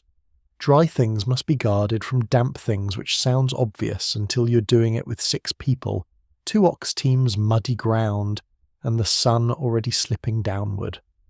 Blankets are shaken open and hung over wagon tongues, ropes, bushes, or anything else that will hold them. Shirts steam faintly near the flames. Shoes are turned upside down to spill out water and small bits of riverbank. Children are stripped, rubbed down, and redressed in whatever remains dry. The smell of a post-crossing camp is unforgettable. Wet wool, smoke, mud, cold iron, damp canvas heating by the fire, bacon or coffee if anyone still has the energy to cook properly. The river lingers on everything, a green-brown scent of silt and reeds and chill that clings to your hands even after you rub them briskly together. You can hear coughing, the slap of wet cloth being wrung out, the low murmur of exhausted voices trying to sound cheerful for younger ears. Somewhere nearby, a blanket falls into the dirt and someone sighs with the deep patience of a person who has simply run out of outrage. The ordinary domestic work after a crossing is immense. Wet flour has to be assessed. How much can still be used? How much has turned past saving? Tools are counted, clothing sorted, food unpacked carefully to see what escaped the soak. If a barrel leaked or a chest took on water, the whole contents may need checking. It is astonishing how quickly a river can turn a neatly packed wagon into a damp inventory problem. Yet this is precisely how survival happens, not only by getting through the current, but by restoring order afterward before fatigue swallows the camp. There is a small and rather charming detail in a number of frontier recollections about wet camps. People sometimes warmed stones near the fire and tucked them into bedding, or wrapped them in cloth to help take the chill out before sleep. It is such a simple trick, almost tender in its practicality. No grand invention, no frontier, boasting just a quiet way to make a wet night less punishing. You can picture it easily, now a pair of heated stones at the foot of a blanket, the faint comfort spreading slowly through cold fabric while the river sounds somewhere in the dark behind camp. Night after a crossing can feel longer than an ordinary trail night. The body is tired in several different layers. There is the obvious muscular fatigue from hauling, lifting, guiding and wading. Then there is the draining chill, the sort that settles into the joints and makes every movement seem to come from farther away than usual. And on top of that sits the mental letdown. Fear spent itself at the water's edge, but nerves do not always release cleanly. Sometimes they come back later as shakiness, silence, or a strange urge to check the wagon load 3 more times under the stars. Women often shoulder the most relentless part of this stage. They dry what can be dried, reorganize what has shifted, calm frightened children, and somehow coax an evening meal into existence from supplies that may have been partially soaked or disordered. Their labour is not the loud labour of ropes and shouting in the current, but it is often the labour that determines whether everyone wakes functional the next morning. A child who goes to sleep cold and wet may wake ill. A set of blankets left balled up instead of spread to dry may mildew or freeze stiff. The trail keeps rewarding whoever notices the unglamorous things. Men for their part do not exactly rest either. Wheel hubs are checked, harness is dried and rehung, animals must be watered, fed and inspected for strains or cuts. A horse chilled by the crossing may need rubbing down. Oxen stand in the dusk chewing with their grave old expressions while steam rises faintly off their hides. They too pay for the river. A team worn down by a bad crossing may pull poorly the next day, and on the trail tomorrow's weakness begins tonight. Researchers still sort through how much river crossings contributed indirectly to later illness on the trail, because wet exposure rarely appears as one neat cause in the records. It folds into fatigue, poor weather, inadequate shelter, and all the small hardships already weighing on emigrants. But the pattern is hard to miss. Cold nights after soaking, especially when paired with hunger or exhaustion, could push vulnerable people closer to sickness. The river, in other words, kept writing its name into the journey even after the splash and struggle had ended. There is also the emotional atmosphere of these evenings. Victories feel subdued. Losses feel sharper. A family whose goods came through mostly dry may be grateful, almost to the point of embarrassment, while glancing at neighbours whose bedding now hangs dripping and whose flour barrels split in the current. People lend what they can, though everyone has limits. A spare shirt, a corner by the fire, a little coffee, a bit of dry meal. Hardship reveals generosity, but it also reveals scarcity. Nobody on the trail gives without calculating what cannot easily be replaced. Children respond in their own ways. Some bounce back quickly, thrilled by the drama once they are warm again. Others go quiet. A little one who laughed on the near bank may cling unusually hard at bedtime. An older child may pretend indifference while staring too long at the dark shape of the river. Memory on the trail settles in odd places. The body remembers cold even when the mind tries to sound brave. As the fire burns lower, sounds simplify. Crackle of wood, occasional stamp of a horse, someone wringing one last cloth. Farther off, the steady voice of the river itself, no longer in your clothes perhaps, but still in your bones. The stars look hard and clear above the canvas tops. Smoke drifts upward and thins into the night. People lie down in less comfort than they would like, grateful for dryness, where they can find it borrowing warmth from one another, from stones, from animals close by, from sheer exhaustion. And in the hush, after all that strain, another truth begins to emerge. Not everyone at a crossing bears risk equally. The strong and able body can wade haul and recover, but children, elders, pregnant women, the frail travel through the same danger, with different bodies and different costs. Soon you begin to notice how wagon families move their most vulnerable members across water, and how much quiet courage lives there away from the louder stories. By morning the dampness has retreated a little from the camp, though not from memory. Blankets are less clammy, boots are still doubtful. The wagon looks respectable again from a distance, which is one of its more misleading talents. Smoke lifts in slow blue ribbons through the cool air. Oxen crop grass with the grave concentration of creatures who never once asked to participate in anybody's grand national migration. And as the day gathers itself, you begin to notice something that the louder trail stories often push to the edge. A river crossing is never the same task for every body present. The strong can wade, the young can be ordered to run, lift, fetch, hold, or stay clear, but the wagon train also carries babies, toddlers, elderly parents, pregnant women, injured men, feverish children, and those whose strength has already been pared down by weeks of dust, poor sleep, and relentless motion. At the bank, these people do not become less important, because the river is difficult. They become more important. They're in many ways the centre of the problem. You feel that change in the camp's rhythm before the crossing even begins. Someone asks where grandmother will ride if the wagon must be lightened. Someone checks whether the baby's extra wrappers stayed dry overnight. A mother ties on a bonnet more tightly than usual because wind spray and panic make small things come loose. An older man who has walked beside the wagon for miles is quietly told that today he will ride whether he likes it or not. The discussion is practical on the surface, but beneath it runs a deep current of tenderness and fear. Children are perhaps the most visible measure of a crossing's emotional weight. They do not yet know how to disguise fear with long speeches about prudence and river conditions. They ask whether the wagon will tip. They ask if fish can come inside. They ask if they should hold their dolls, their shoes, the puppy, their little brother, or nothing at all. Adults answer with brisk voices meant to soothe, but hands move faster than words. Caps are pulled down. Small shoulders are wrapped. Instructions are repeated. Stay here. Hold this. Do not move unless I say. If I lift you, cling to my neck. It is all very calm in the way that only intense anxiety can produce. A firmly grounded truth from trail history belongs here.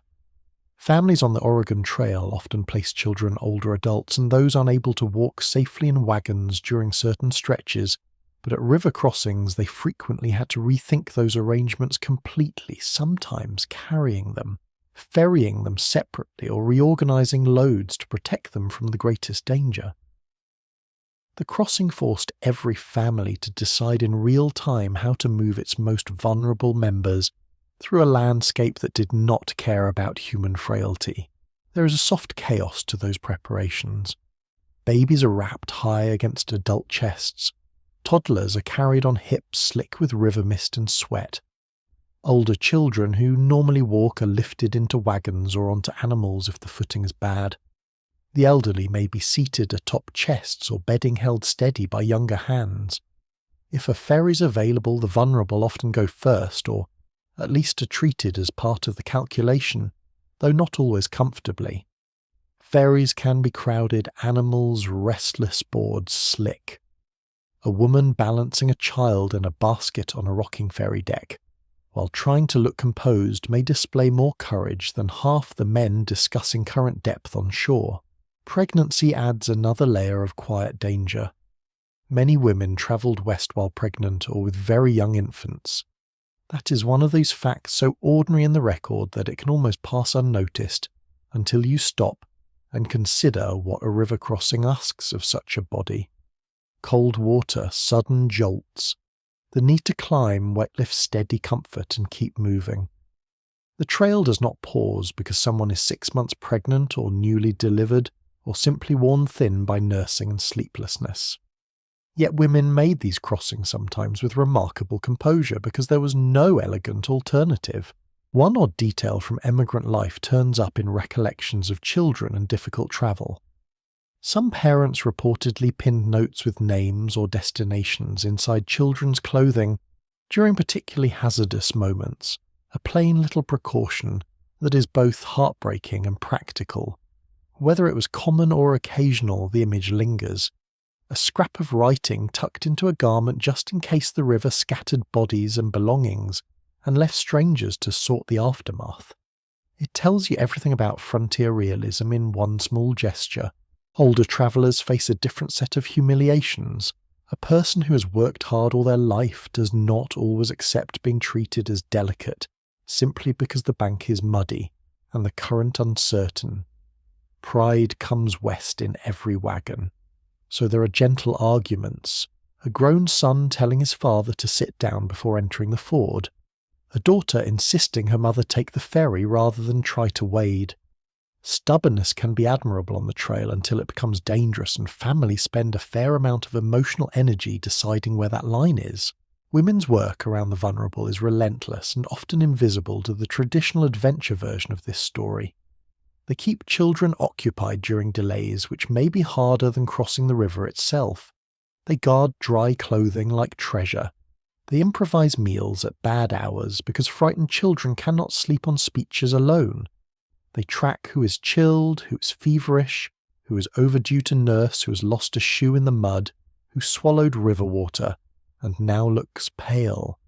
This is logistical care under pressure, and it is one of the great survival systems of the trail. Some historians question whether family-centered caution at crossings slowed wagon trains enough to create other dangers later in the season, while others emphasize that such caution was exactly what kept parties from turning a risky ford into tragedy. Both ideas contain some truth. Waiting to move a child safely across may cost daylight. Rushing because daylight is short may cost far more. The Oregon Trail is full of choices where tenderness and timing wrestle in plain view. You also begin to notice how children remember these events, not as engineering problems, not as route planning. They remember sounds and sensations, cold water splashing up the wagon side, the smell of wet ox hide. Their mother's voice gone suddenly sharp, the strange wobble of a ferry deck, the shock of being lifted when they expected to walk. Memory in a child is full of fragments, and yet fragments can endure for life.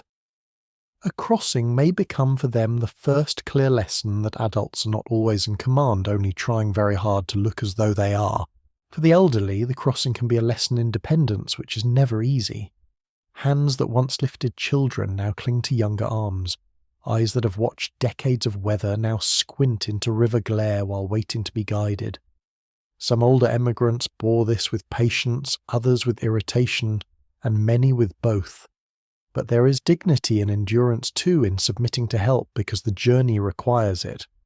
The trail is not only a test of strength, it is a test of accepting weakness without surrendering personhood. When the vulnerable come safely through, the relief in camp has a different shape than the relief after a wagon or ox team makes it.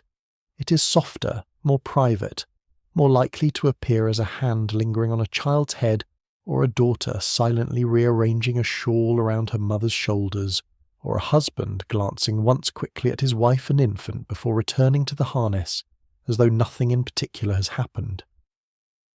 But everything has happened. The emotional stakes of the crossing have just stepped ashore, and still the river keeps its right to disorder.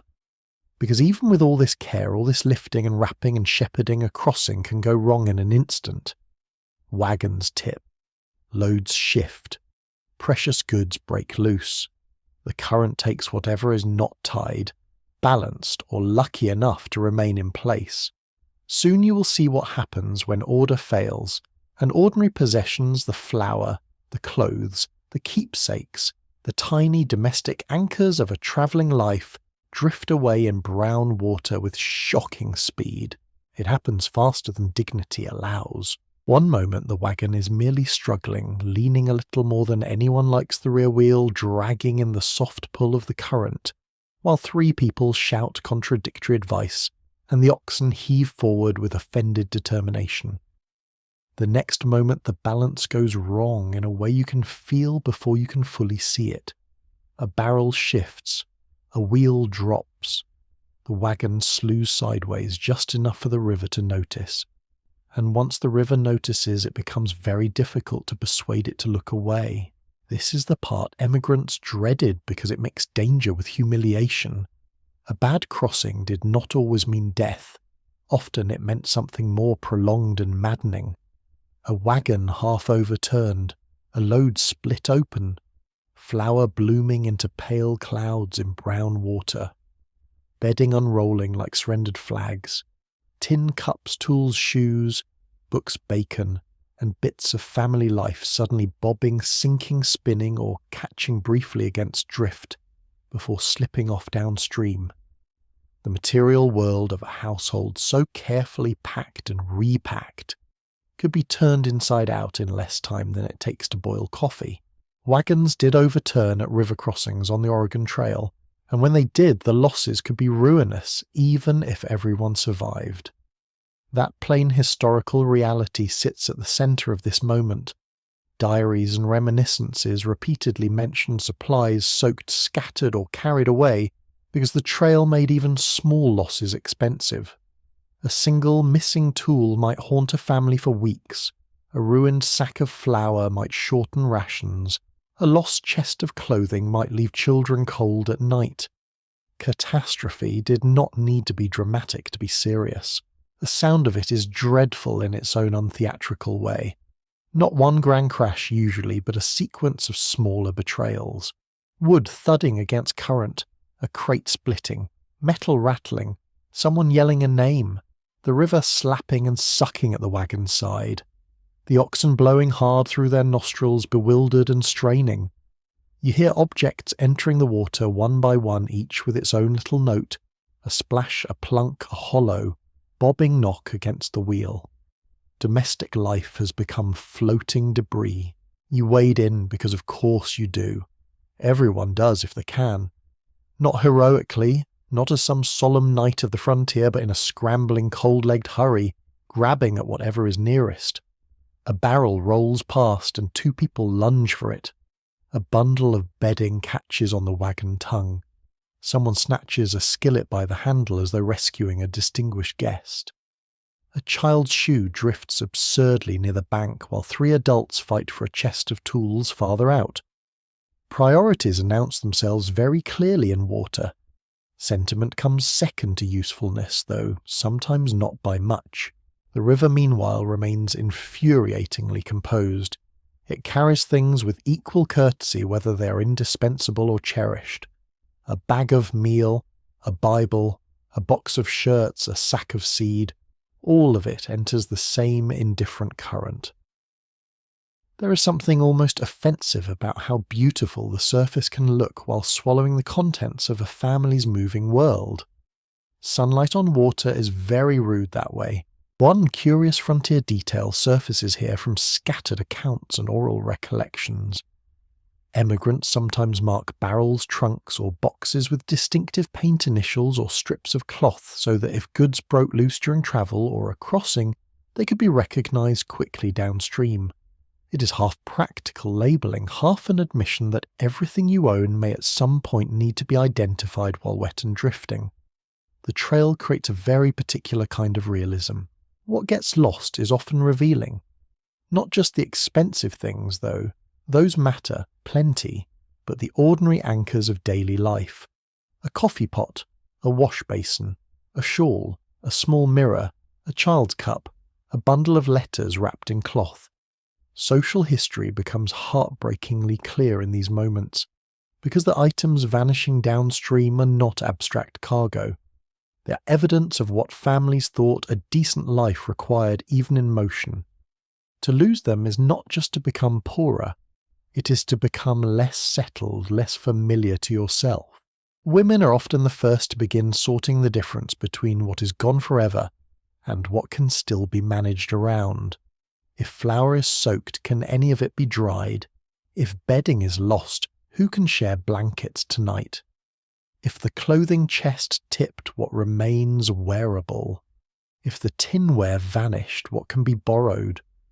While the river drama still crackles at the edge of camp, the work of rebuilding an evening has already started in someone's mind.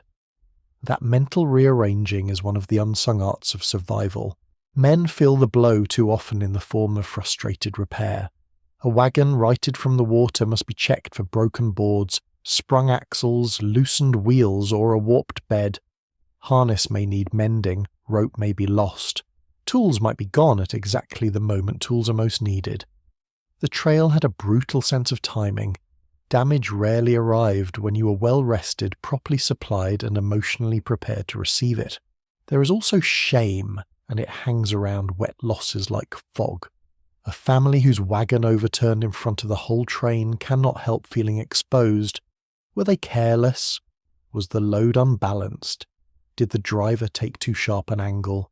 Should they have paid for the ferry after all? Should they have listened to the quieter man at the bank instead of the confident one? Memory begins assigning blame long before the clothes have dried. Camp sympathy may be genuine, but sympathy does not prevent the sideways glance, the muttered conclusion, the silent relief that it was not your wagon. Writers who study trail narratives still wrestle with how much emigrant memoirs soften these moments afterward, because later retellings often convert confused losses into clean moral lessons. In reality, many mishaps were a tangle of bad luck, shifting bottoms, current fatigue, and ordinary human misjudgment. The need to make meaning out of disorder is powerful, but standing in the cold water itself, grabbing at a drifting bag with numb fingers meaning is not the first thing on your mind. Getting supper blankets and the family Bible back to shore probably comes first. Children experience wagon losses in a particularly sharp way because their possessions are fewer and therefore more absolute. If a grown man loses one shirt from a chest of several, the loss is irritating. If a child loses the single doll rag toy or treasured object that has crossed half the continent with them, it can feel like the trail itself has turned hostile.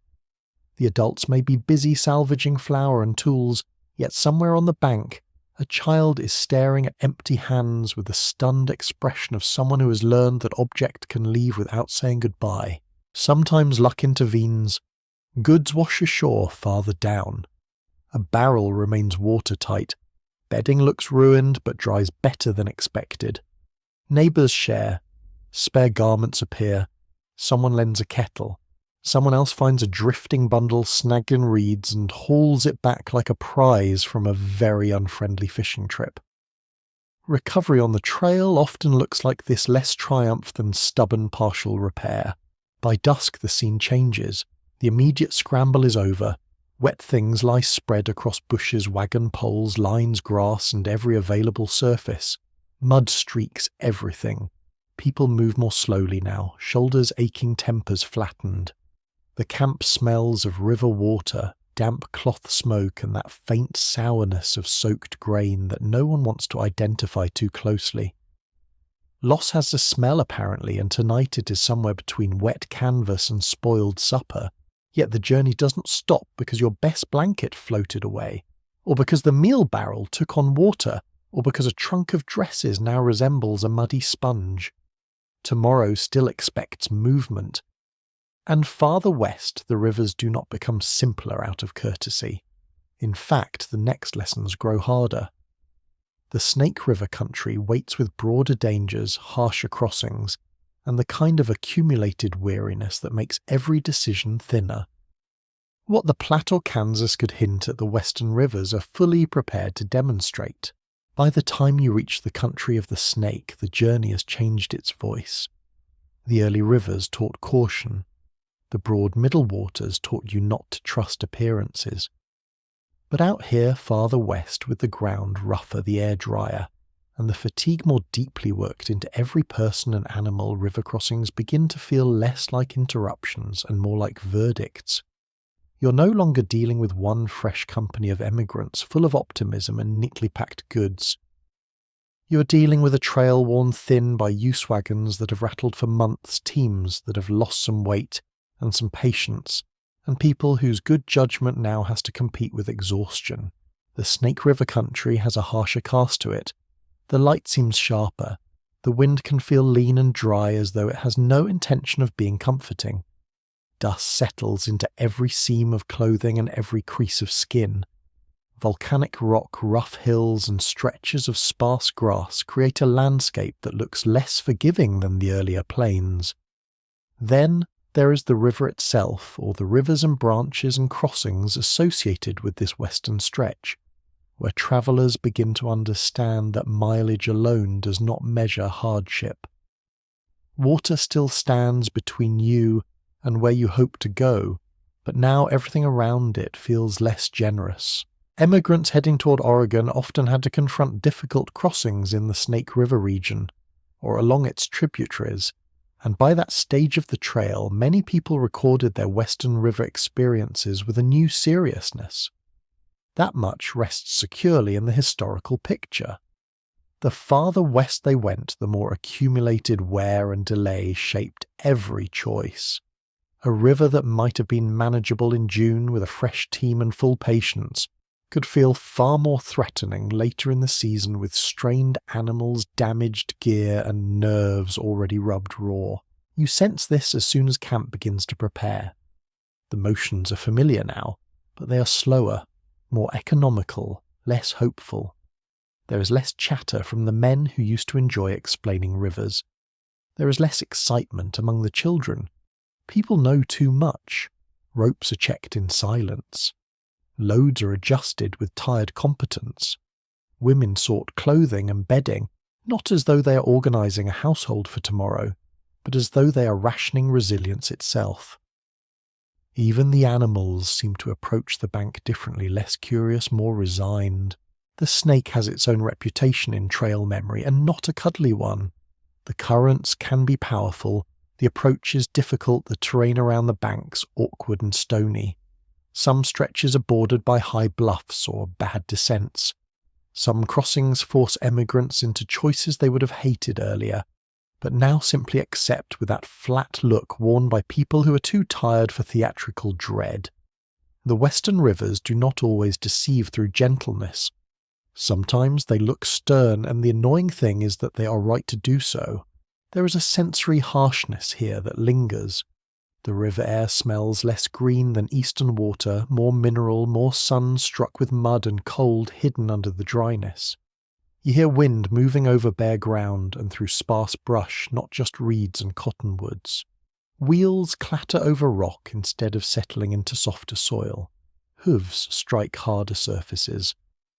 And when water moves against stone or through narrower channels, the sound can sharpen into a steady, urgent rush that leaves less room for complacency. One strange little frontier custom associated with hard travel in the West involved people carrying tiny keepsakes or charms, more deliberately near dangerous places, sometimes a coin, a ribbon, a religious medal, a scrap of cloth from home, not because such objects could influence the current, but because human beings enjoy pretending the universe can be negotiated through tokens when the larger terms feel brutal. Whether tucked in a pocket or tied into a dress seam, these small private rituals tell you a good deal about emigrant minds under pressure. The real difference now is emotional wear. Early in the journey, a bad crossing frightens you. Out here, it can also weary you in advance. You look at the water and think not only of the crossing itself, but of what follows if it goes badly. More delays, more ruined supplies, more animals needing rest you cannot spare, more nights of damp recovery, more risk of falling behind the season. That is how Western River fear matures. It becomes anticipatory exhaustion. Men who once argued loudly for bold decisions may now favour ferries or slower methods if they exist. Women who once had to press the case for caution may now find the whole company more willing to listen. Children, too, are changed by this point. They know the smell of a crossing morning. They know that extra quiet in camp. They know when adults are speaking in the flattened tones of people trying to keep worry from spreading. Experience has aged everyone a little, though not necessarily in years. Some chroniclers of the trail have wondered whether the most dangerous western crossings were feared mainly because of the river itself, or because emigrants met them when their strength, equipment, and optimism were already diminished.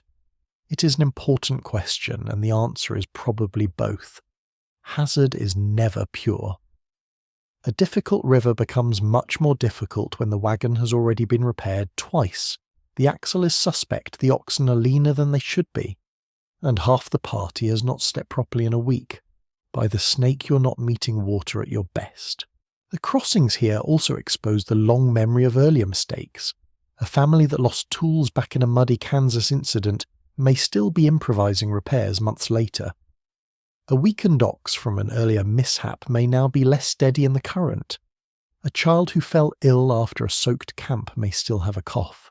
The trail stores consequences. Western rivers collect them. And yet there is still skill at work, perhaps more skill than before. Experienced emigrants have learned to strip down a wagon efficiently, to guard against shifting loads, to assess banks with sharper eyes, to keep children out of the immediate line of danger, to stage dry clothes and fires on the far side when possible. Fatigue and knowledge now travel together. That pairing is one of the most human features of the Oregon Trail. You do not become fearless. You become practiced while remaining vulnerable. At a western crossing site, the camp spreads differently than it did on the plains. Space may be tighter, approaches steeper, good grass scarcer. People cluster near the useful ground and guard it. Every patch of level bank matters. Every place to tether stock matters. Every bit of driftwood or brush that can feed a fire later matters. Domestic labour becomes even more strategic here. Meals are simpler. Water collection is more deliberate. The little systems of camp tighten under pressure. You can feel the whole company leaning into caution, not because they are noble examples of frontier wisdom, but because the country has sanded away some of their illusions. The snake and its associated western crossings do not have to dramatize themselves for effect. The emigrants do that less now as well. There is a hard plainness in the work. Secure the load, test the bank, choose the line, keep the team straight, watch the children, save your energy. Try not to lose anything you cannot replace. When the crossing is over, if it goes well, the relief is almost muted. No one has much appetite left for swagger. Safety is enough. A dry blanket is enough. A wagon on the far bank with all four wheels and most of its contents intact can feel like a miracle performed in a very practical dialect. And if it goes badly, the loss is cut deeper because there is less reserve left to absorb them. So the western rivers teach a grimmer lesson, but also a clearer one. Survival is rarely dramatic all the time. More often it is cumulative, a chain of competent acts performed, while tired, worried, and unimpressed by your own heroics. And because these rivers so often resisted direct passage, emigrants reached for even more improvisation, turning wagon beds, timber tar, and bare stubbornness into makeshift boats that looked improbable on shore, and even more improbable once afloat. By this point, the trail has already taught you to distrust confidence, admire oxen, and keep your best blanket as far from the river as basic geometry allows. But the farther west you go, the more often ordinary crossing methods begin to look inadequate. A ford may be too deep. A ferry may not exist. Waiting for lower water may cost more time than the season can spare. So emigrants do what people on hard journeys so often do. They begin manufacturing possibility out of the wrong materials. And this is where the trail takes on the air of a weary shipyard. You stand on the bank looking at a wagon that was built for ruts, grass, mud, and long miles, and now everyone is discussing how to make pieces of it float. Wagon beds are lifted off running gear. Seams are inspected. Cracks are stuffed, smeared, or patched. Tar greasecloth boards, poles rawhide, and rope all become candidates for aquatic respectability. It is frontier engineering in its purest form, which is to say, it is part practical intelligence, part desperation, and part the conviction that if enough tired people stare at a difficult object long enough, it may eventually become another object entirely.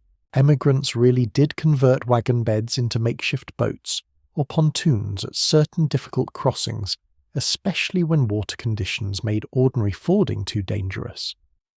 That is a solid, well-established part of overland travel history. The method varied by place and party, but the underlying idea was simple enough. If the wagon could not safely drive through the river, perhaps the box portion could be sealed, loaded, and floated across while the wheels, axles, and animals were managed separately. Simple enough in theory. In practice, you're standing knee-deep in complication. The work begins with disassembly. Wheels come off or are set aside. The wagon box is braced, examined, and made less leaky than its makers ever intended it to be. Men crawl underneath with tar or grease. Hands darken. Sleeves are ruined. The smell is thick and peculiar warm pitch. Animal fat, damp wood. Old dust releasing itself from boards now meant for water. Somebody argues about buoyancy. Somebody else argues about load order. A child asks if the wagon is becoming a real boat. No one gives a fully satisfying answer because there is not one. The curious thing is how much hidden skill suddenly emerges in camp. A carpenter who seemed merely competent on the plains now becomes indispensable. A blacksmith's advice about fittings matters. A woman who has spent weeks packing weight carefully into the wagon knows exactly which goods should go into the floating bed first and which must stay with the running gear. A farmer used to repairing tools with limited materials offers a better way to lash side supports. The trail keeps revealing abilities that ordinary settled life had not needed to display quite so dramatically. There is a wonderfully eccentric little detail tucked into some accounts of frontier improvisation. People sometimes used inflated animal hides, empty barrels, or bundles of reeds as supplemental flotation for goods, which sounds at first like the desperate thoughts of someone who has been in the sun too long. And then you remember that desperation is often the mother of working ideas. On a hard crossing, a sealed hide or an empty cask tied under a load might provide just enough lift to matter. Not elegant, not beautiful, effective enough perhaps, which is the frontier standard. You begin to appreciate the mental shift required for such improvisation. In settled life, objects have identities. A wagon is a wagon. A barrel is a barrel. A hide is a hide. On the trail, categories loosen. A barrel becomes buoyancy. A wagon bed becomes a hull. A rope becomes steering, rescue, anchor, guideline, or all four by noon. Survival favours people who can see second uses quickly, especially when the river has vetoed the first plan. Women's labour enters this process in ways the old dramatic retellings often underplay. While men may handle the heavier carpentry or the launching itself, women sort bundle and decide what can risk the water first. They prepare goods in waterproofed wrappings where possible. They separate what must stay dry from what can merely survive dampness. They manage the children during long hours of building, which may be almost harder than handling cargo. They also tend the ordinary camp functions that continue regardless of engineering ambition. Meals still need making, clothes still need mending, animals still need watching. The camp must remain a camp even while half of it fantasizes about becoming a marina. The scene on the bank is strangely absorbing. The light hits the raw wood of the wagon bed. Tar glistens in dark lines along seams. Men test lashings by leaning their full weight into them. Poles are cut and trimmed. Goods are set in little ranked piles according to imagined urgency. Flour, bedding, tools, clothing, seed, kitchen gear, papers, keepsakes. Every pile carries an argument inside it. What goes first? What stays behind for another trip? What is worth risking in the first load? What cannot be lost at all? Families reveal their values in silence here. Some specialists have wondered whether these improvised boats were more often acts of clever necessity or signs that emigrants had already reached conditions so poor that ordinary crossing options had broken down.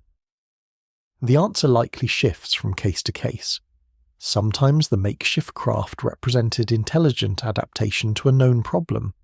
Other times they emerged because parties were cornered by watertime terrain or overconfidence. Human improvisation is rarely pure. It grows from need, but also from pride hope, and that deeply frontier belief that enough labour can improve almost anything.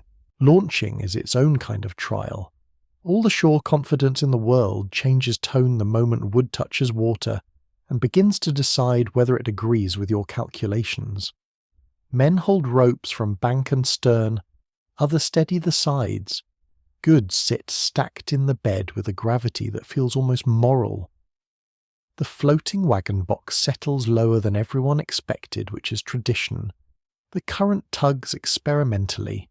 A collective silence falls not because anyone planned it, but because the river has finally entered the discussion. Then movement begins. The makeshift boat slides out guided by poles or lines, nosing across the surface with the faint awkward dignity of an object fully aware it was not born for this. Water licks the seams, the ropes tighten. Someone on shore walks downstream to keep the angle right. If the current is moderate and the sealing good, it can work astonishingly well for a little while. That phrase matters for a little while. Makeshift solutions on the trail do not need to be noble. They need to survive the crossing. Children watch this with absolute fascination. To them it is magic by fatigue. The wagon has become a boat. Adults are acting as though this is normal, and all the household things that usually live under the canvas cover are now afloat in a wooden box on the river. It must have felt half terrifying, half marvellous. For once, the adults' impossible arrangements are visible in plain sight. Not every attempt succeeds neatly. Seams leak, loads shift, a line slips. The current turns the craft more sharply than intended. A pole jams between stones. A helper stumbles. Improvisation always keeps one hand in uncertainty. But when it does work, when the wagon bed reaches the far bank with flour blankets, kettles and tools still inside, the result feels like victory in a very humble key. No anthem, just relief, and perhaps someone laughing from pure disbelief that the absurd plan was not in fact absurd enough to fail. By evening, the bank is littered with evidence of invention: grease rags, tar pots, cut poles, rope coils, wheel tracks, damp boards. The camp smells of smoke, wet timber, and tired success. Bodies ache. Voices grow soft. The stars come up over people who have once again negotiated with water using more stubbornness than elegance. And as you settle into the rhythm of one more camp after one more river, a deeper truth begins to come into view. However ingenious the emigrants may be, many of these crossings depended on knowledge older than the wagon trains themselves. Knowledge held by native people who knew these rivers not as interruptions but as living parts of home. By now you've seen enough crossings to know that no wagon train survives by muscle alone. Rope wagons, oxen, ferries, makeshift boats, all of that matters certainly. But rivers are not puzzles invented the year emigrants arrive. They have already been crossed, studied, respected, feared and used by the people who know them as part of daily life, rather than as obstacles on a map. And so when you reach another bank and see native men, women or families nearby, watching trading, guiding or simply moving through the place with an ease the emigrants cannot imitate, you're looking at one of the most overlooked truths of the Oregon Trail. These waters belong first to landscapes of native knowledge. That knowledge is not theatrical. It does not arrive with grand speeches about manifest destiny or progress, or the noble march of civilization. It arrives in practical forms where the channel deepens, where the bottom stays firm, where the crossing changes after rain, where the bank can be approached safely with animals, where not to attempt passage no matter how fine the weather looks at your own camp. It also arrives through labour itself. A person who helps lead stock through a ford or poles a raft in the correct line is not simply performing a favour. They are drawing on generations of attention paid to the place. Across the overland trails, emigrants frequently relied on native people for directions, trade, ferrying assistance, river knowledge, or direct help at crossings, even though later retellings often minimized or distorted that dependence. That is one of the most important grounded realities in this story. The mythology of the trail likes to picture westward travelers as solitary masters of danger. The record, when read more honestly, shows a more entangled world. Many emigrant parties got through difficult country because indigenous knowledge stood nearby, sometimes welcomed, sometimes bargained for, sometimes badly repaid. You can feel the difference immediately in the quality of observation. Emigrants study a river for an hour and argue. Local native people may glance at it and read conditions with a calm that comes from repetition. Not magical repetition, just daily intimacy. They know how spring water differs from late summer water. They know where animals can enter without panicking. They know which branch looks mild but hides a nasty cut. They know when the bank you were standing on was under more water last week. Their knowledge is seasonal, social and embodied. It belongs to a life lived with the river, not merely against it. The interactions at the bank are varied. Sometimes there is straightforward trade, a payment in goods, tobacco, cloth, food, or coin for guidance or help. Sometimes the exchange is wary, with both sides trying to measure the other quickly and not always kindly. Sometimes emigrants arrive carrying assumptions so heavy they can barely see what is in front of them, which is unfortunate because what is in front of them may be the best available expertise for miles. Sometimes there is cooperation so practical and immediate that prejudice is forced, however briefly, to sit down and be quiet. You notice too that native knowledge at rivers is not always verbal. It may come as a gesture pointing to a better line, a demonstration with a horse, a refusal to endorse the spot the emigrants have chosen, a quiet decision to stand aside and let them discover the truth the hard way. Human beings are not obliged to rescue strangers from their own confidence, and on the trail plenty of emigrants brought enough arrogance to test anyone's patience. There is a small but vivid detail found in some overland recollections that stays with you.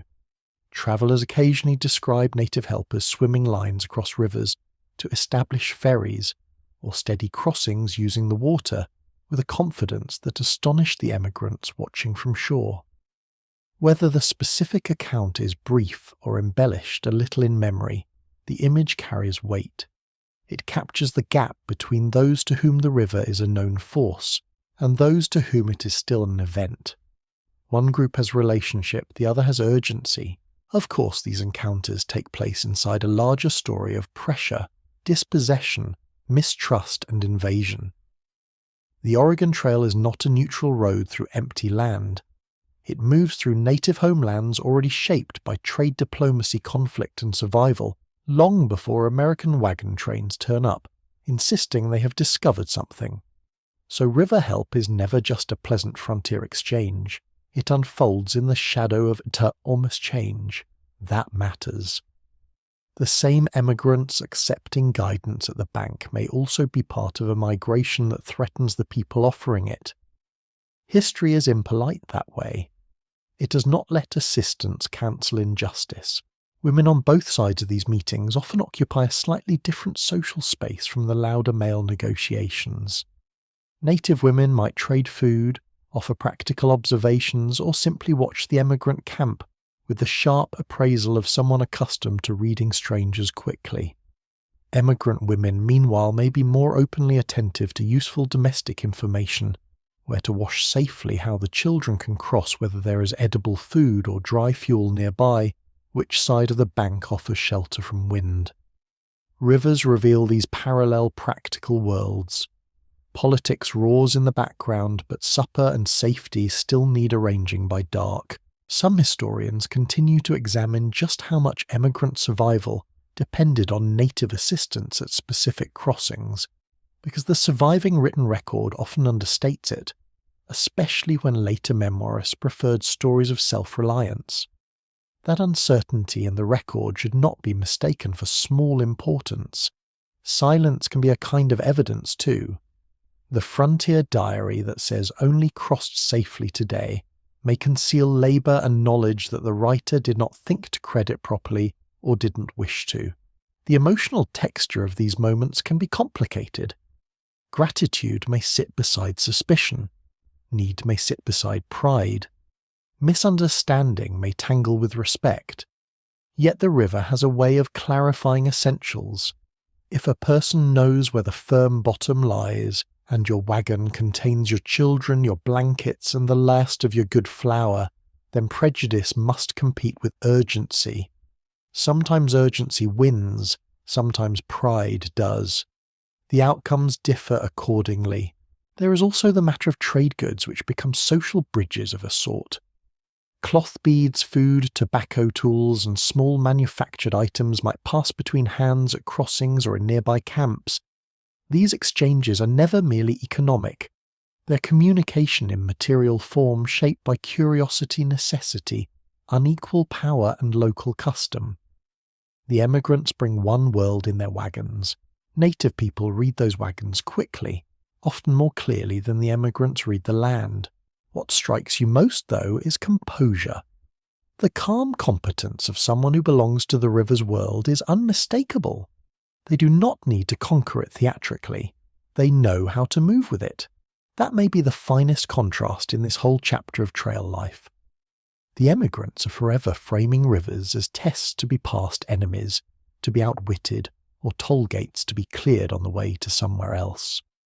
Native people living there are more likely to understand the water as a living condition, something woven into travel, subsistence, trade and home. By evening, when the wagons are over and the animals settled and the children finally quieter, the crossing leaves behind more than wet clothes and tired muscles. It leaves behind a question about memory. Who will be remembered as having gotten the company through? The loud driver, the ferryman, the head of the wagon train, or the native guide whose single gesture toward a different line prevented the wagon from entering a deadly channel in the first place. You already know how history often answers, not always honestly, and still the road moves on. Another bank, another camp, another day when practical people try to turn fear into ritual, because once a river has frightened you, properly reason alone never seems quite enough. Soon you begin to notice the prayers, jokes, lucky habits, and little ceremonies that gather around crossings. Those fragile human efforts to steady the heart when the current will not be argued with. After enough crossings, you begin to notice that people do not come to the bank empty-handed emotionally. They bring rope, yes, and oxen and wagon grease, and badly rolled blankets and opinions that should probably have been left in Missouri. But they also bring invisible equipment. Habits, hopes, lucky objects, Bible verses half remembered from childhood, jokes told one time too many because silence would be worse. Rivers pull strange things out of people, and not all of them are physical. You can feel it in the air before a dangerous crossing. Camp becomes quieter, but not in one simple way. Some people go still, others become busier than strictly necessary checking knots that were already checked, tightening straps that are perfectly respectable, rearranging small goods as though a spoon moved 3 inches to the left might appease the current. Someone sharpens a knife for no urgent reason. Someone scrubs a pot with unusual intensity. Someone tells a story louder than normal and laughs first at his own punchline. Fear has many dialects. Prayer is one of them, of course, not always public and not always formal. Sometimes it's spoken aloud over breakfast by the head of a family, voices bowed hats off river moving somewhere beyond the grass. Sometimes it is private, a woman at the wagon side with her hand resting on a child's shoulder lips moving too softly to hear. Sometimes it is as brief as "please let this go well," which is less theology than direct negotiation. On the Oregon Trail, religious practice travelled in many forms, and river crossings were exactly the sort of moment that made belief feel practical rather than abstract. Many emigrants carried Bibles, hymn books, devotional habits, or other religious routines west with them, and moments of danger often intensified those observances. That belongs firmly within the historical picture.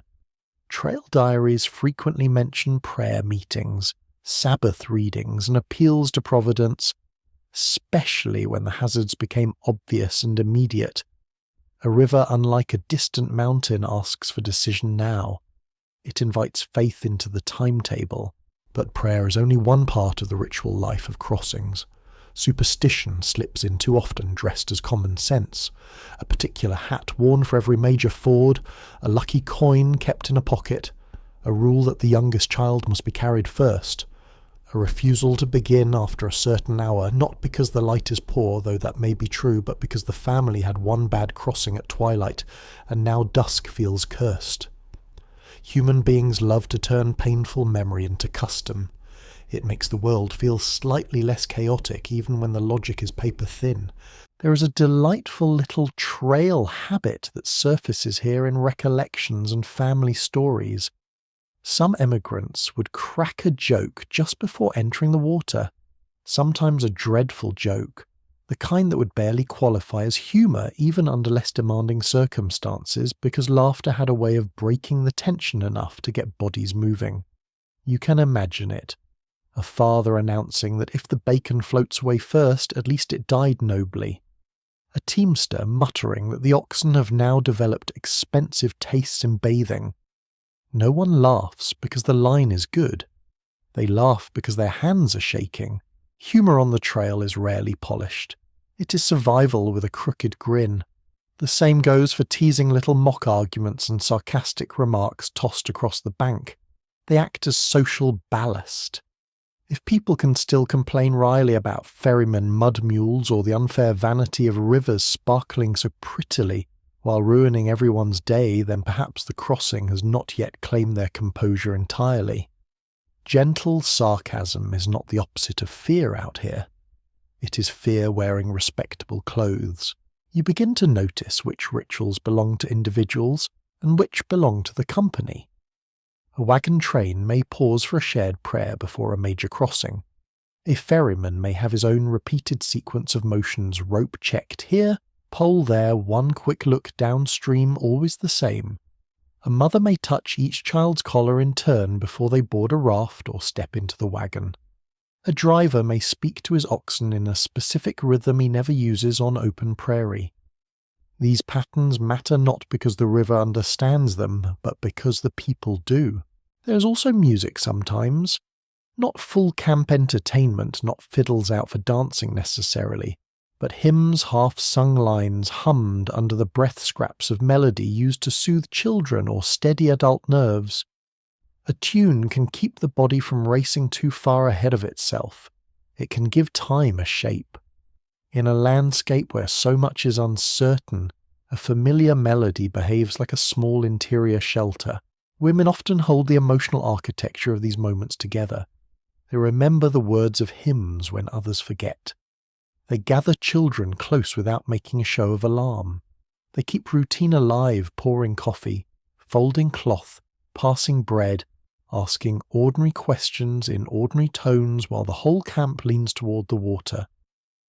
This may be one of the most underrated forms of courage on the trail, not dramatic resistance to danger, but the maintenance of steadiness in front of others.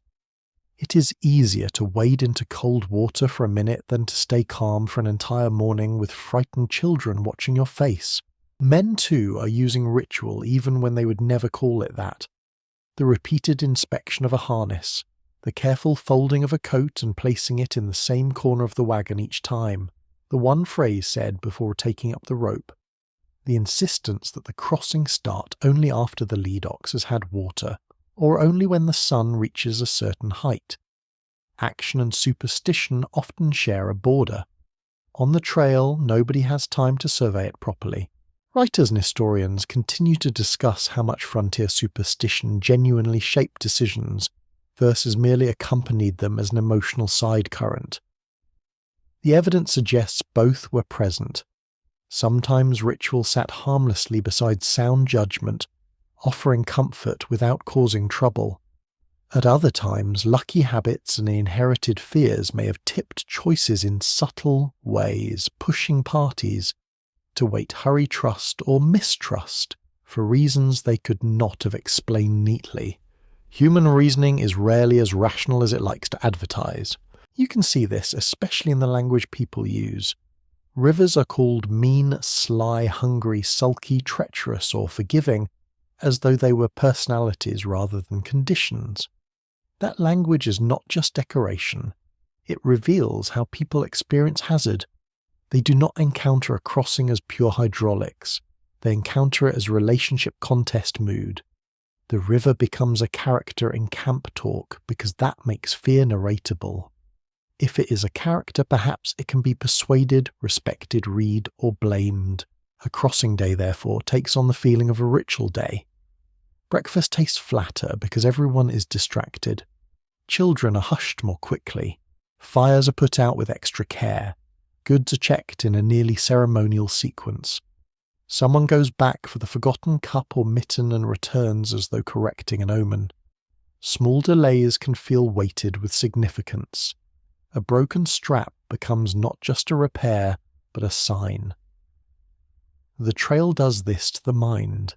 Repetition and risk weave themselves together until pattern begins to feel protective, and yet pattern can only do so much. Luck remains appallingly present. One wagon crosses cleanly, the next slips, one team stays calm, another spooks at the same patch of current. One family's private prayer is followed by safe passage, another's by a broken axle and a soaked bedroll. No wonder belief and superstition intertwine so tightly around water. The results refuse to stay neatly moral.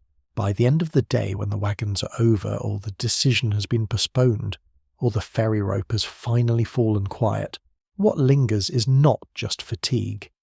It is that curious human aftertaste of having made offerings to uncertainty. You spoke the words. You wore the hat. You touched the child's collar. You joked about the bacon. You sang the hymn.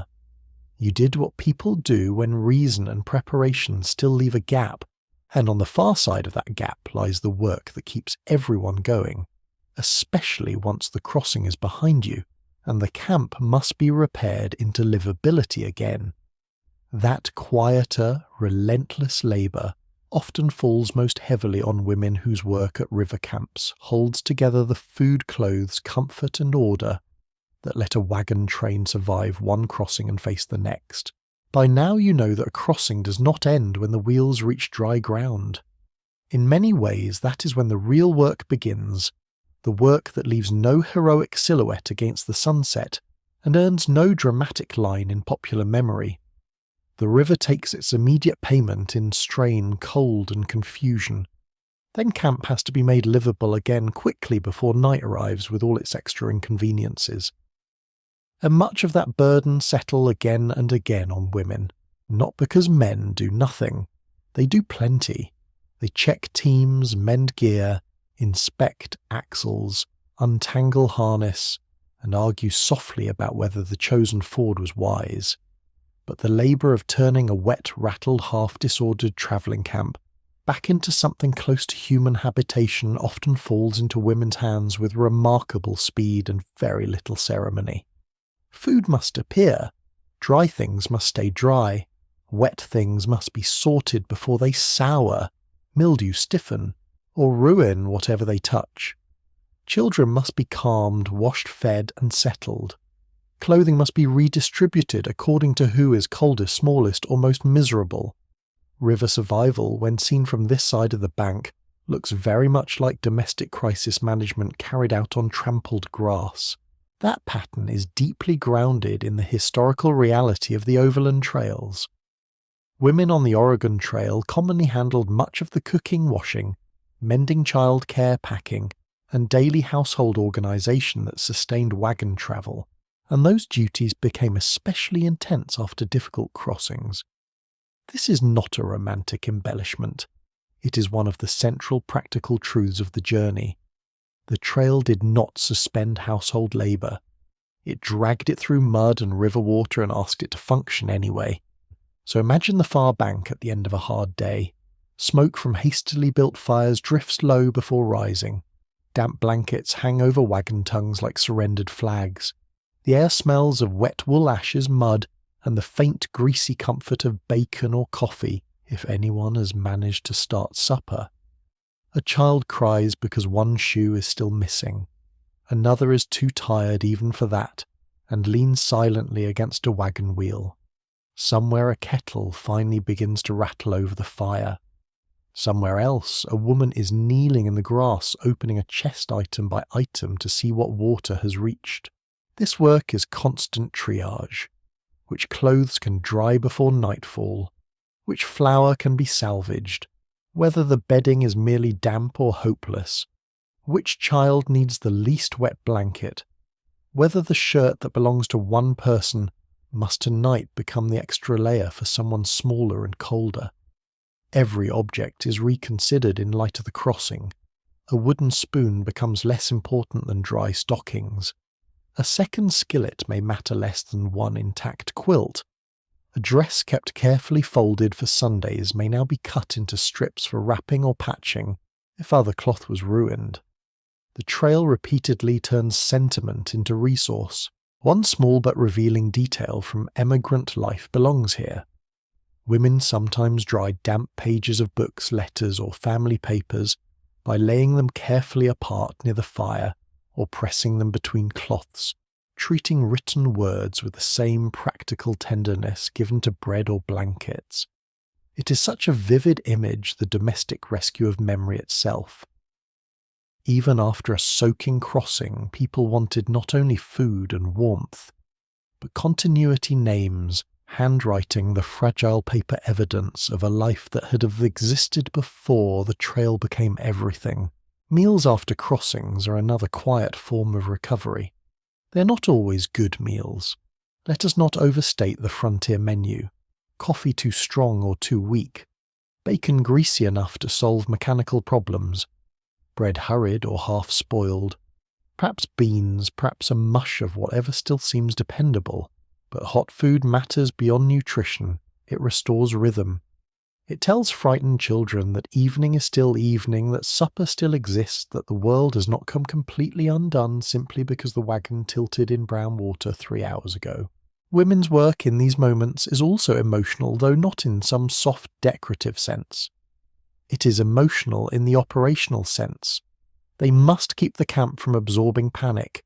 They soften voices, redirect children, break tasks into smaller tasks, maintain routine where routine can still be found. A mother who calmly tells a child to hold the tin cup, stir this pot, fetch that cloth, or sit beside the fire is not merely keeping them occupied. She's helping the whole camp metabolize fear into action. That is serious work and difficult work, especially when she herself is cold, wet, hungry, and perhaps angry enough to chew the wagon tongue. You notice how often women perform this while carrying their own private losses quietly. A shawl gone, a spare dress soaked through, sewing supplies scattered, food stores diminished, a keepsake box half ruined. The old adventurous versions of trail history like to admire stoicism. But what you really see here is endurance with no audience. People still had to function before they had time to narrate what had happened to them. There is also washing, which sounds almost absurd after a river crossing, as though anyone would volunteer for more water. Yet washing in the trail sense often means dealing with mud caked onto hems, hands, faces, pots, tools, children, and cloth. Mud left alone spreads itself into beds and bundles and next-day clothing. So women rinse what they can, scrape what they cannot, and manage cleanliness not as a luxury but as part of preserving order. Frontier hygiene is not glamorous, but it is one of the thin lines between rough travel and total squalor. Some historians have pointed out that overland narratives written by men often reduce this kind of labour to a sentence or omit it entirely, while women's diaries reveal how central it was to making daily survival possible. That imbalance matters. If you only read the loudest accounts, you might imagine the trail was moved by councils, rifles, ox teams, and bold river decisions. Read more closely and you find fires, tended, shirts dried, biscuits, kneaded babies, wrapped stockings patched, and chaos repeatedly narrowed back into routine by women whose names rarely became the headline. And there is skill in all this. Not generic feminine virtue, but actual portable expertise. How to dry bedding fastest in uncertain weather. How to rearrange a chest so damp clothes do not infect the dry ones. How to stretch a meal after some stores are spoiled. How to keep children warm when socks are missing and night temperatures are dropping. How to mend a torn garment by firelight with tired fingers. How to save the smallest possible scrap of cloth, because cloth is never just cloth. On the trail, these abilities are survival technologies. Even the emotional climate of the camp changes under this labour. Men coming back from the animals or the wagon repairs find the beginnings of order already laid out. A fire established. The driest blankets assigned. Supper underway. Wet things separated from dry. Children quieter. That transformation does not erase the crossing, but it makes the next 12 hours survivable. It is one of those foundational contributions that becomes nearly invisible, precisely because it works. As darkness gathers, the river recedes a little from immediate feeling, though not from memory. You hear the murmur of low voices, the crackle of wood, the occasional stamp of livestock, the soft metallic notes of spoons and kettles being handled in the dark. Smoke and damp cloth hang in the night air. A woman bends over a shirt sleeve, turning it close to the fire, testing whether it will dry enough before sleep. Another divides the blankets. Another settles a restless child with a hand on the hair and a voice gone almost whisper quiet. The whole camp is being stitched back together, and yet sometimes no amount of stitching can quite close what the river has opened. Not every crossing ends with a damp nuisance and a long evening. Some end with absence, a person gone, an animal lost. A grave hurried into the earth near the trail while the wagons must still move on. The Oregon Trail, practical as it is, allows grief only a little space, but that little space can feel vast. Sometimes the river takes more than flower bedding time or dignity. Sometimes it leaves a gap in the company that no amount of drying, mending, or practical evening labour can quite repair. And the cruel thing is how quickly the trail requires people to go on afterward. A crossing may turn dreadful in a minute, but morning on the Oregon Trail is rarely allowed the spaciousness it deserves. The wagons still need moving, the animals still need grazing, the season still keeps its own hard calendar. Grief has to travel. You feel that truth most strongly in the hush that follows a loss. Not the noisy confusion of the crossing itself, not the shouted instructions, the rope strain, the splashing panic, but the quieter hour after when people speak in lowered voices and avoid looking directly at one another for a little while. The camp changes shape without anyone announcing it. Fires burn lower, children are gathered closer, a few faces become suddenly older. Even the ordinary sounds, a pot lid shifting a horse, stamping the creak of leather, seem too sharp in the air. Deaths did occur at river crossings on the overland trails, though not every crossing ended dramatically, and not every fatality came in the obvious way. Drowning injury, exposure afterward, or accidents connected to wagons and animals all belong to the real hazard of moving west. That is a sober historical truth, and one that trail diaries, despite their restraint, do not entirely hide. Rivers were feared for good reason. They could take people who had already survived hundreds of miles of dust and monotony, which perhaps made the loss feel all the more bitter. If death comes at a crossing, the company has almost no choice but to become practical at once. A body may have to be recovered from the water if possible. Wet clothing has to be changed. Someone must take charge of stunned children. Someone must deal with the animals, because animals do not pause respectfully for human sorrow. The very immediacy of these tasks can feel offensive, but it is also how people get through the first hour. Grief enters through action before it fully enters the heart. When recovery is possible, the dead are usually buried near the trail, often quickly, often with what dignity can be managed under the circumstances. A grave may be dug on a rise above the water or near the camp where the crossing ended. The soil might be stubborn, rocky, or damp. Tools are used by tired hands. A service may be read if someone has the words and strength. A hymn may be attempted. Names are spoken. Dates, perhaps. Sometimes there is only a brief prayer and silence because language fails or daylight does. It is difficult to describe how ordinary and devastating this must have felt. The same people who an hour earlier were hauling on ropes are now standing hat in hand while the wind moves through the grass. One small and haunting detail appears in some trail recollections. Graves were sometimes made less obvious, or wagon wheels run over the earth after burial, partly to discourage scavenging animals, partly to protect the site from disturbance. It is such a grimly practical act to smooth and disguise the fresh mound, not because the dead matter less, but because they matter enough to be guarded in the rough terms available. The trail repeatedly forces tenderness into workmanlike shapes. The losses are not only human, though human losses strike deepest. An ox drowned a horse, swept away a milk cow lost in a bad current. These two can alter the emotional and practical life of a company. An animal might represent labour-food milk for children, transport future safety. People mourn them differently, of course, but not without feeling.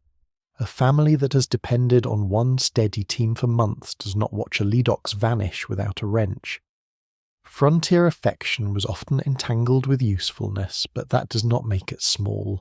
For those left behind in camp after a burial, the tasks continue in a strange atmosphere. Someone has to prepare food no one much wants.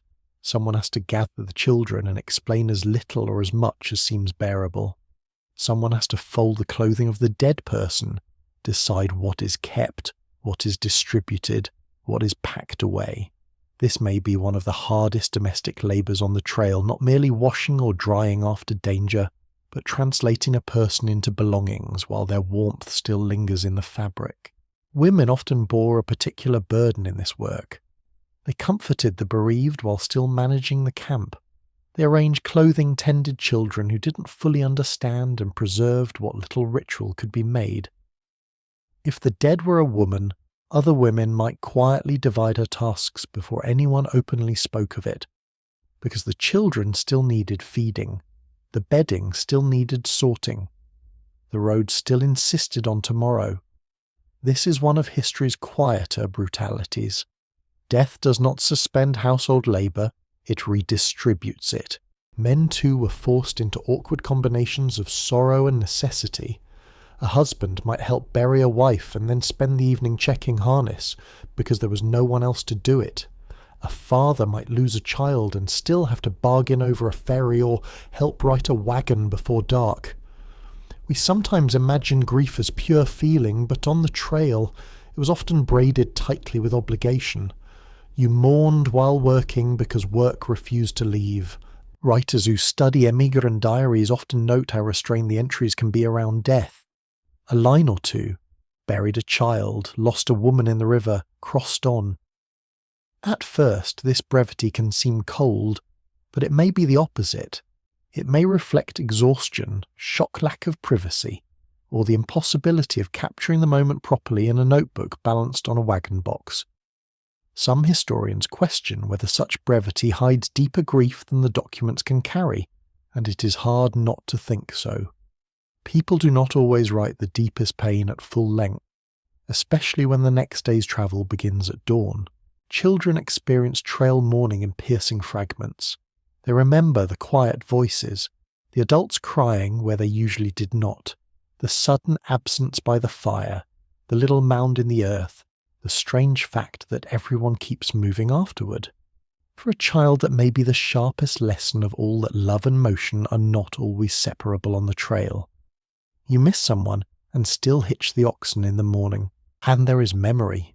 A grave by a river has a particular power because the water goes on speaking beside it, indifferent and continuous.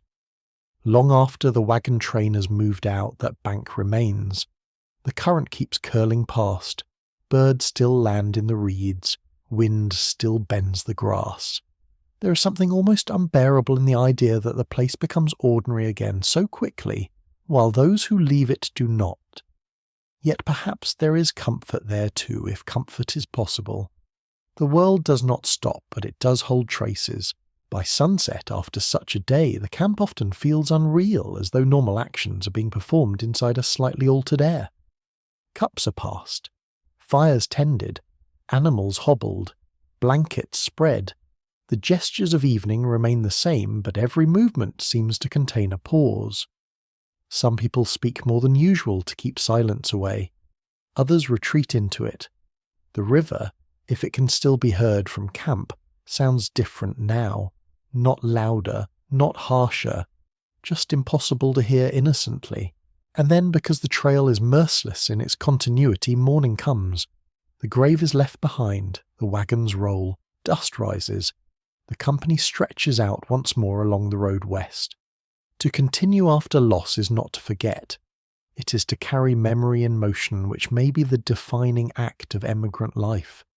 Yet when later journals and recollections tell these stories, they often smooth them, shorten them, or leave important feelings in the margins.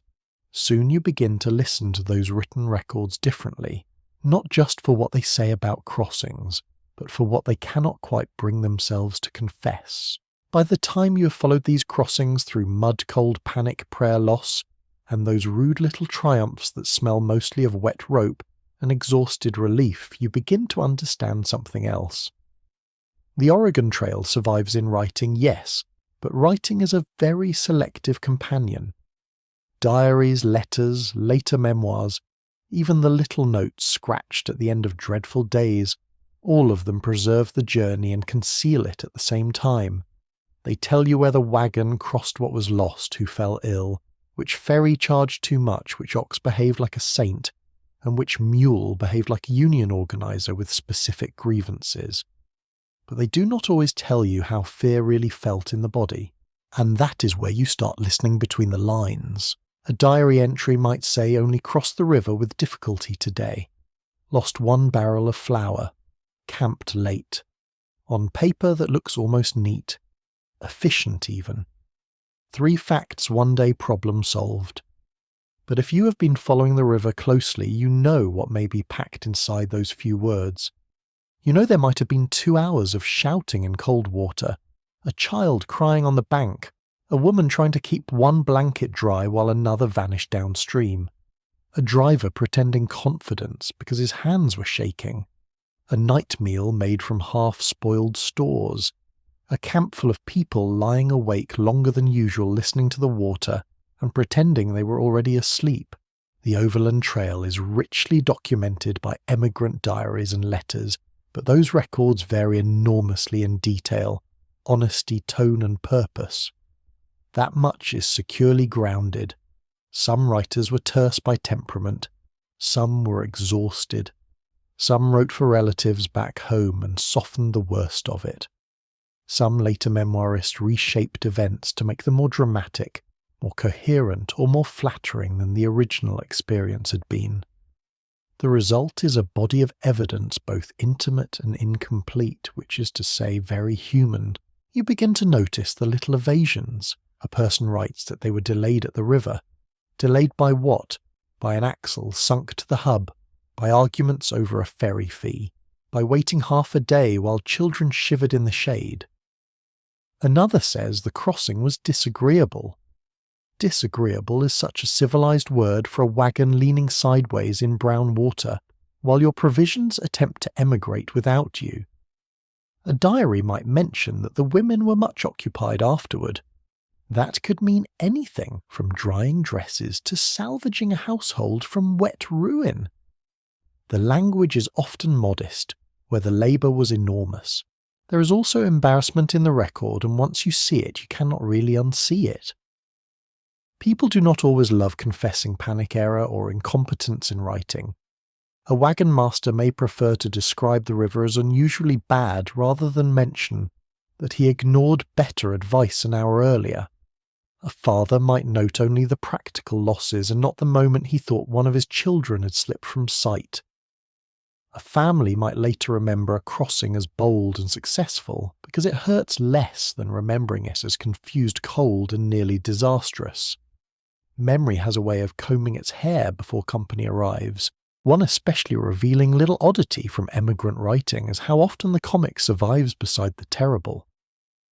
In the middle of serious hardship, someone still notes a floating butter churner pig that swam more confidently than the men, or a hat that sailed away with tragic dignity. It sounds almost frivolous until you realise humour is one of the most durable recording tools people have. A ridiculous image can preserve an emotional truth that solemn prose cannot carry. Sometimes the detail about the pig tells you more about the day's chaos than a paragraph of careful summary would. Women's writings, when they survive, often widen the lens in ways that matter immensely.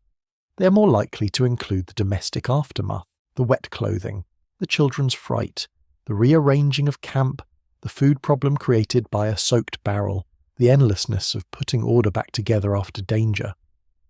Men's accounts may focus more on the mechanics of the crossing the river depth, the teams, the route choice, and the immediate result. Neither kind of writing is false, but together they reveal how partial any single voice can be. One tells you how the wagon moved, the other tells you how the household survived that movement. This is where social history becomes a kind of quiet detective work. You read what was written, then ask what labour had to exist around those words. If a diary says simply crossed safely and moved on, someone still had to dry the blankets, soothe the children, count the tools, inspect the animals, wring the hems, restart supper, and prepare the wagon for morning. If a memoir boasts of a daring ford, someone else may have spent the next 2 nights tending a fever that followed the soaking. The records often preserve the headline and lose the housekeeping of survival, though the housekeeping may be why the headline did not turn tragic. Researchers still differ over how accurately later reminiscences portray the emotional reality of river crossings, because memory tends to smooth sequence, enhance meaning, and protect dignity. That does not make those recollections useless. Far from it. It simply means you listen with both sympathy and caution. The person writing years later may remember the river more clearly than the feelings, or the feelings more clearly than the exact depth or channel. History, especially personal history, is rarely filed in tidy drawers. There are silences too, and they have weight. A diary may skip a day entirely after a hard crossing. A letter home may mention the weather and omit the loss that everyone in camp is still carrying. A later memoir may celebrate perseverance, but leave out the native guide whose advice made the crossing possible.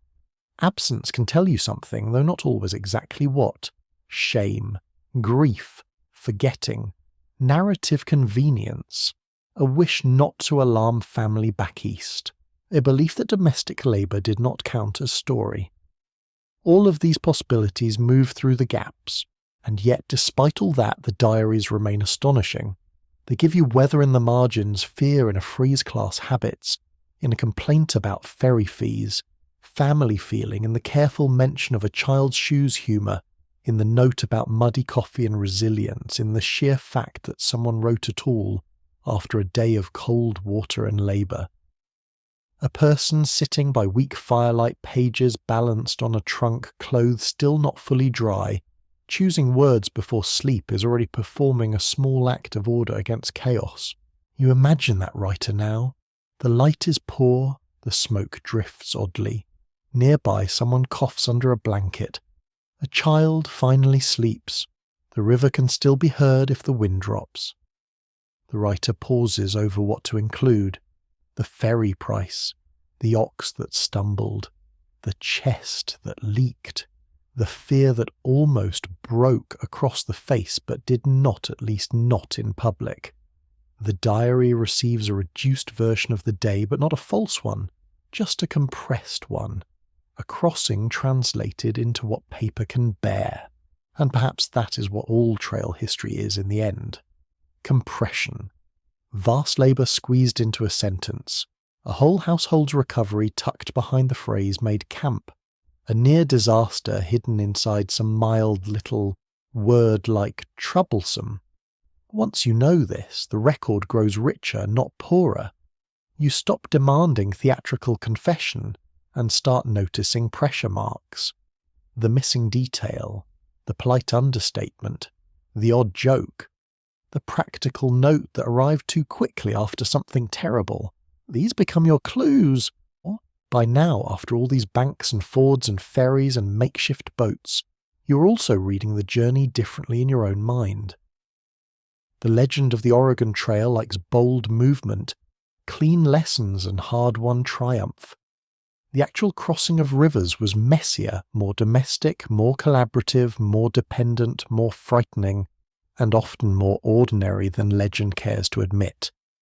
And perhaps that is exactly why it endures, because beneath the myth you find ordinary people, surviving through caution, compromise, and the steady, unglamorous refusal to give up on the far bank. Soon, in the last quiet stretch of this story, the whole long passage begins to soften. The rivers remain dangerous in memory, but they also begin to look different, less like separate emergencies, and more like the places where emigrants learned who they were, when plans, possessions, and pride all met the current at once. By the time you reach the last great crossings of the journey, the rivers no longer feel like isolated tests dropped across the trail by some mischievous frontier examiner. They feel more like mirrors. Every crossing has shown you something, sometimes about the water, sometimes about the wagon, very often about the people around it, and not always pleasantly. A river has a simple talent. It takes all the looseness in a travelling life and makes it visible at once. Weak ropes, overpacked chests, boastful men, frightened children, good teamsters, tired mothers, steady oxen, borrowed knowledge, private prayers, all of it comes into view when the wheels touch the bank and the current begins its quiet pressure. So now at the end of this long passage west you look back differently. The old legend likes to tell the Oregon Trail as a triumph of determination, and determination certainly mattered. Without stubbornness, no one would have made it half so far. But rivers taught a more exact lesson. Survival did not belong only to the bold.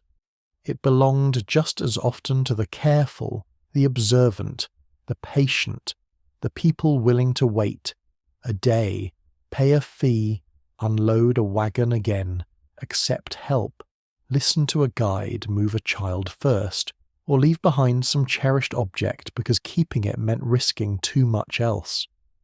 Crossing rivers on the Oregon Trail was not a story of conquering water in some grand sweeping way. It was a story of negotiating with it humbly repeatedly, with all the compromise that word implies. That broader understanding is supported by the historical record in 100 scattered ways. Emigrant success on the overland trails depended not only on courage, but on timing, cooperation, animal management, local knowledge, improvisation, and the tedious housekeeping of recovery afterward. That is perhaps the most reliable conclusion of all. When you gather the diaries, letters, recollections, and practical details into one place, the same truth keeps returning in different clothes. People survived because they adapted. Not beautifully every day, not wisely every hour, but often enough. You can see the whole chain now. The early fear at the Kansas, the deceptive calm of the Platte, the ferrymen with prices and opinions, the trappers and guides useful or dubious depending on the day, the oxen leaning into the yoke, the mules objecting on principle, the ropes cutting into wet palms, the flour barrels drifting away with insulting calm, the women rebuilding camp after soaked evenings, the children carried high, the old people steadied with care, the graves near the water, the notes in diaries saying less than they felt, the native knowledge so often standing beside these crossings older and surer than the wagon roads themselves. Rivers tied all these threads together. There is even a strange tenderness in realizing how improvised so much of it was. Wagon beds turned into boats, tar smeared into seams by tired hands, heated stones tucked into blankets, bits of humour tossed into the air like makeshift charms. a family's life held together by lists, knots, routines, and the quiet refusal to let one bad crossing define the entire journey. It would be easy to make these people either too heroic or too foolish. They were neither, or rather, they were both depending on the hour. They were ordinary human beings stretched across extraordinary circumstances, and that is usually where the most enduring history lives. One curious little thread worth holding at the end is this travellers often remembered the rivers more vividly than some longer, drier stretches of trail, not simply because rivers were dangerous, but because they condensed experience. A whole society in miniature gathered at the bank. Money, labour, gender roles, parenting, technology, faith, trade, fear, local knowledge, pride, loss. Rivers forced everything close together. If a prairie day was a long sentence, a crossing was a paragraph written in bold.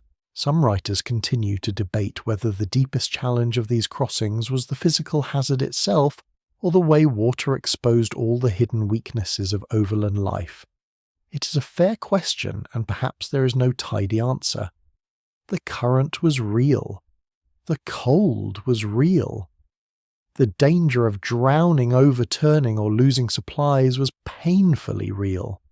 Yet just as real was what the crossing revealed: the fragile systems by which families travelled, the dependence on cooperation, the limits of self-reliance, the daily skill required to transform disaster into mere hardship.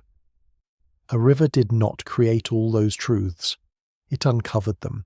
By this stage you also understand the emotional change that came with repeated crossings. The first river frightened with novelty. Later rivers frightened with memory. And then, after enough miles and enough damp camps and enough mornings of checking loads beside a bank, fear matured into something steadier. Not confidence exactly. Confidence is too clean a word. It became alertness, perhaps a practical respect sharpened by experience. The water never became harmless, but it became legible in a way it had not been at the beginning.